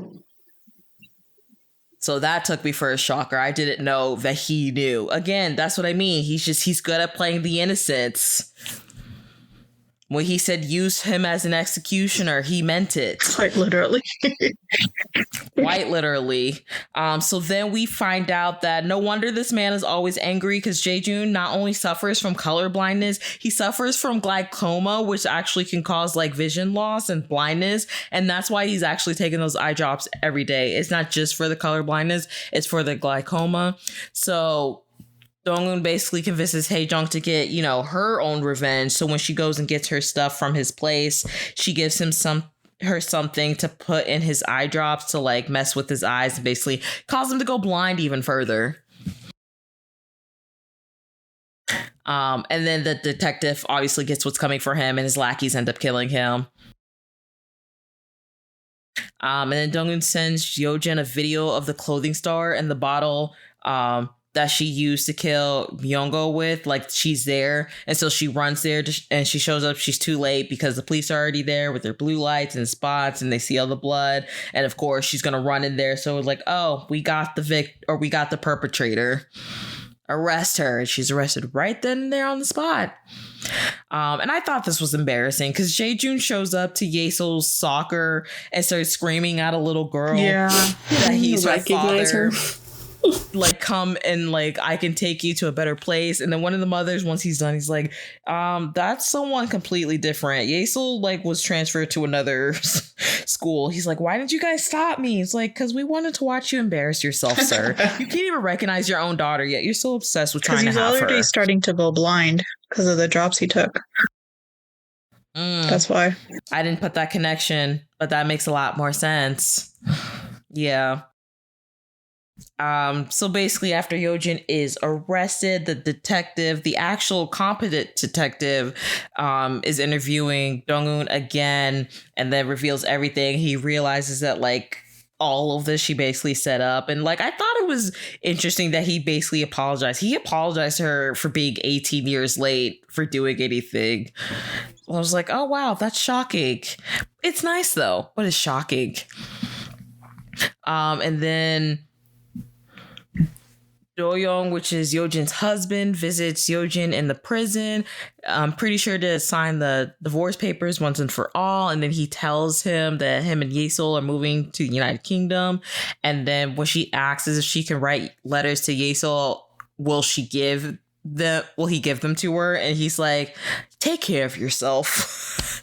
So that should have been your answer. No. No. You're never going to be in this little girl's life again. Which is crazy because, like I said, out of all her narcissistic tendencies, I do think her daughter was really the only thing she cared about. I do see her trying to break that cycle, but again, she was just too selfish in her own mind that she couldn't even break through her own love for her daughter to be a better person. And then Hyunam is doing her final mission, so she gives her card to the girl that has been helping Donghoon since like the factory days, and then she gives the nurse like a bag full of money to do whatever, because they're asking like, where is Donghoon going? And then Donghoon and Yeojong actually go out at like a lighthouse and do some drinking, and then all of a sudden she just ends up leaving him there. Yeah. Which I thought, boy. I know. I felt really bad for him there. And then this is another one of those shockers, like plot twist upon plot twist upon plot twist, where Donghoon visits Yeojun in the prison, and then they're basically having a conversation, and she basically tells her she hopes she doesn't have any regrets, and Yeojin's like, you're not telling me something. So then that's when we get another flashback of when she kills Myung-eun. However, we later find out she actually didn't really kill him. She was just too much in a panic to realize he was actually still alive, and the person who delivered the final blow was the assistant Yoran this whole time. She was actually the one who delivered the final blow to kill him. Jaw dropping. I was like literally gasping. I'm like, oh my gosh. And I was like, what was she doing there in the first place? And what is this weird little closet thing she's sleeping in? Yeah, I found that weird when she had her own place. Like, I don't know. I don't know if they made her stay there sometimes for like security reasons, which again is weird in herself because what can she really do? She's tiny, but yeah, she heard the commotion going on, and then when she opens up like the mirror, because like Myung-eun even says he's like, I know you're there, like I need help, call for help, and like when he grabs her ankle, she gets a flashback. That's one of the scenes we were talking about where like he basically sexually assaults her because he forces her to put her hand down his pants, and so through that panicking and trauma, she takes the same bottle and just hits that final blow, and that's what actually kills him. So I mean, Yeojin is still a murderer, but she didn't kill Myung-go. I'm gonna say he would have bled out anyway. So probably, even if what's her name? Yorong actually just left him there. I'm sure he would have actually died.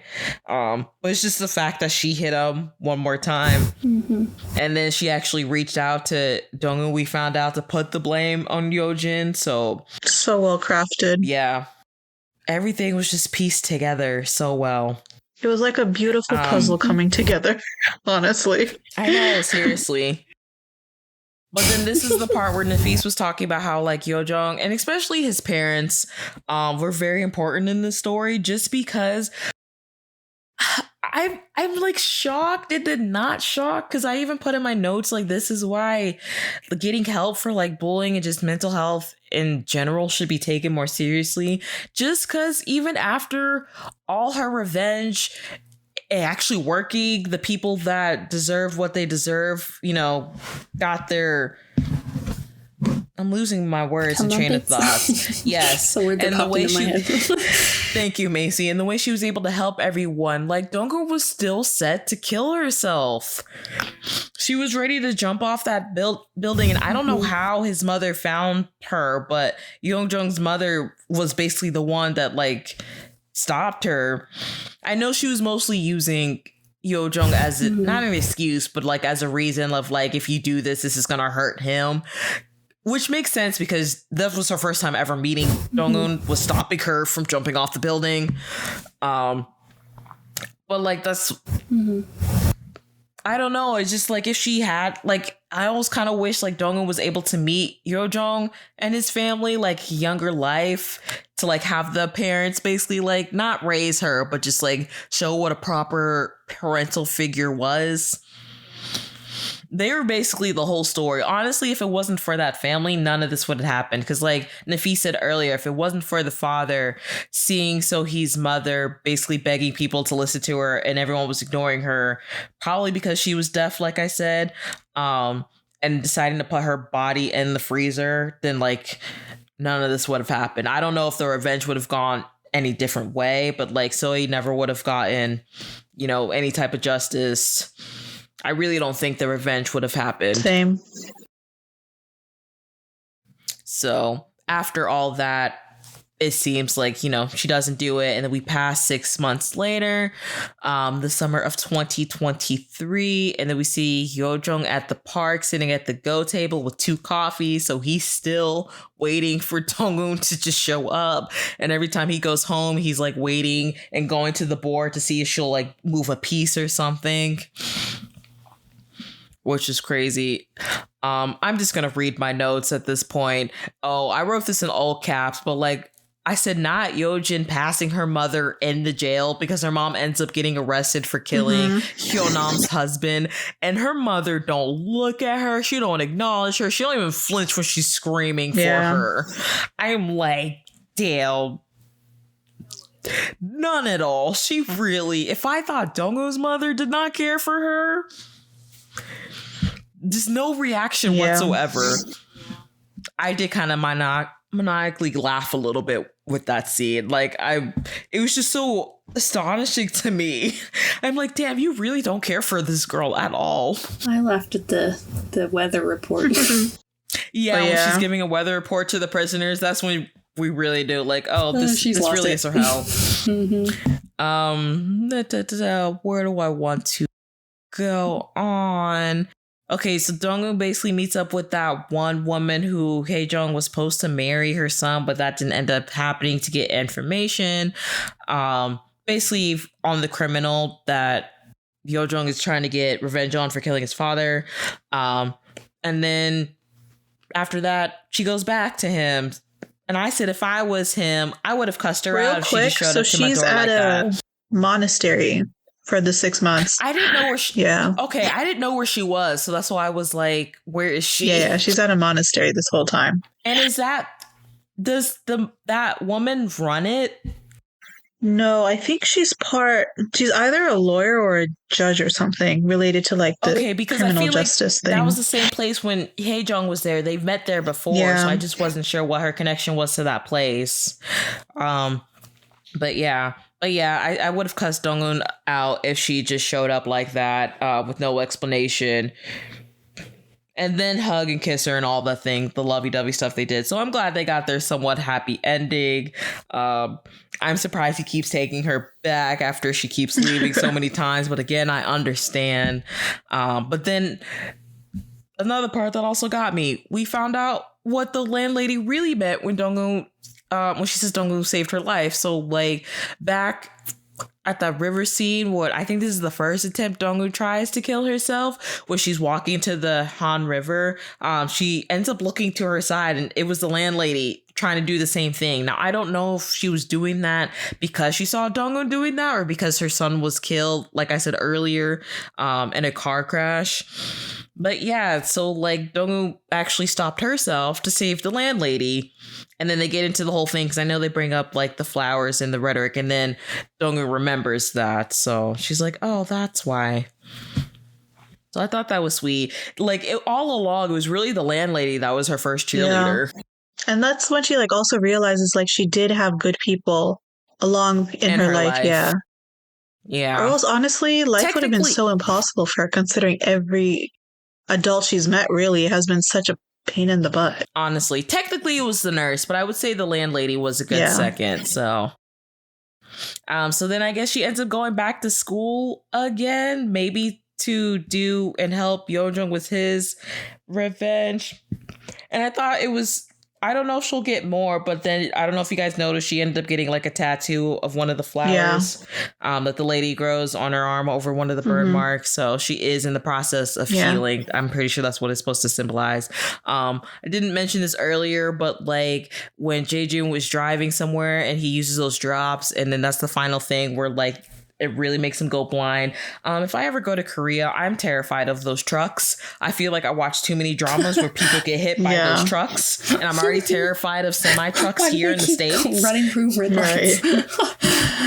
Like, I know he stopped at a weird spot, but like that does happen a lot. And then I don't know how he ended up at this construction site, but he's like down bad. He ends up surviving that, but like he just cannot see. And then like he hears a bunch of stuff. He's like, who's there? And all of a sudden we see someone with a tie and a suit on push him into a vat, and he gets his, comeuppance. And then the next scene is just like of Do-young and Yesil happily going to the airport off to the UK. So and it zooms in on his tie, which is the same tie that we saw. Yes, so I think we know who killed him. So he doesn't have to worry about Yesil being taken away anymore because Jae-joon is gone. That's what I mean. That's a man right there.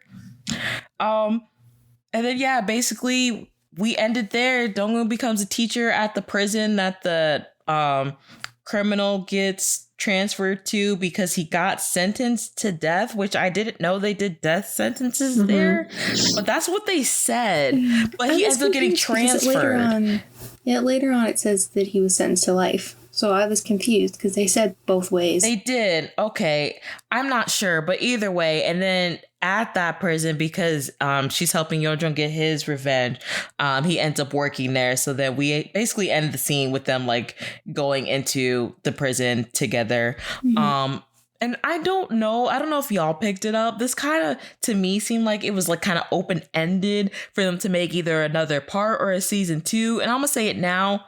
I don't want it. Yeah. This is the conversation. This is the controversial thing I was saying. I'm like, I will be happy just to imply that he got his revenge successfully. Honestly, if y'all are so hell bent on making another part, do a movie. I don't need 16 more episodes or even 8 more episodes. If you just want to do either 3 episodes or a 2-hour movie to show that he got his revenge, I'd be happy with that. Other than that, I don't need it. I would like to just imply that he got it. Yeah, I don't think that there's enough content in them torturing one man in a prison for a whole other season. Yeah, exactly. So I think it ended perfectly. Like, they're still going on. They're like, the Bonnie and Clyde of revenge, even though Bonnie and Clyde were villains. So I don't know what the equivalent of that would be. No, I agree. I don't think I can handle another season of this. Yes. And you also want to know something that I noticed, which I don't know if that's just me saying like, oh, I could tell this was written by a woman or not. Go for it. All of the men die. Do you notice that? All the men die? All the bad men die. Jae-joon dies. Yoongo dies. The detective dies. All the women actually don't die. I mean, they get their revenge, but they're still alive. Oh, true. I thought that was interesting. That is true, yeah. I noticed that when I was rewatching. I'm like, none of the bad men survive. Even though what the women did were worse. The husband got hit by a car. Hyunam's husband dies. Yeah. None of the men survive. That's crazy. Again, women are scary and we're resilient. Yeah. But I'm done. We're done. That is part 2 of The Glory. I have no voice no more. It's late. It's 3 hours. Should we give our ratings and get the hell up out of here? 9.7. Only because there's always room for improvement. Yeah, I agree with that. Honestly. I might be the odd one out. Honestly, this might be the first one. I'm going to give it a 10 out of 10. 10 across the board. I'm giving it a 10. Like 9.8 or 9. Like a 9.98 out of 10. 9.98. But I can go with that. It was okay. It was just a lot better than what I thought it was going to be. I think they wrapped up the revenge like in a sweet way. It wasn't like what we were afraid of. It was just going to be like, oh, we'll just learn to move on and forget. So I truly enjoyed it. I enjoyed this whole show. Again, this is probably going to be my new top 5 or 10 of just TV shows of all time that I truly love. So yeah, it was done good. And I hope this is more eye-opening to be more open and aware of trying to help real victims out there.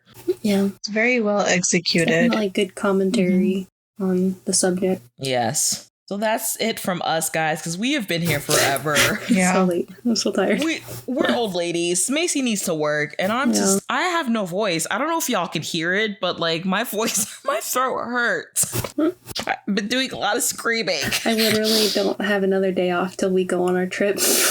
Oh, seriously? Yeah, they switched my schedule around, so I was off Monday. Wait, let's let Lana first. Oh yeah, sorry. Okay, so what? Can someone do the closing? I'm tired. I did the opening. Someone please close this out. I'll close it. Okay, thank you. Thank you so much for listening to this episode of I Was Thinking. We appreciate any comments, ratings that you'd like to give us. You can write us at iwasthinkingpod@gmail.com or follow us on our Instagram or Twitter. And go watch The Glory. Hopefully you did, because I mean, like I said, we just spoiled everything. So, but yes. Did you say our socials where you can find us? Oh, okay. Okay, well, thank you guys. Until next time. Thank you. Bye. Bye.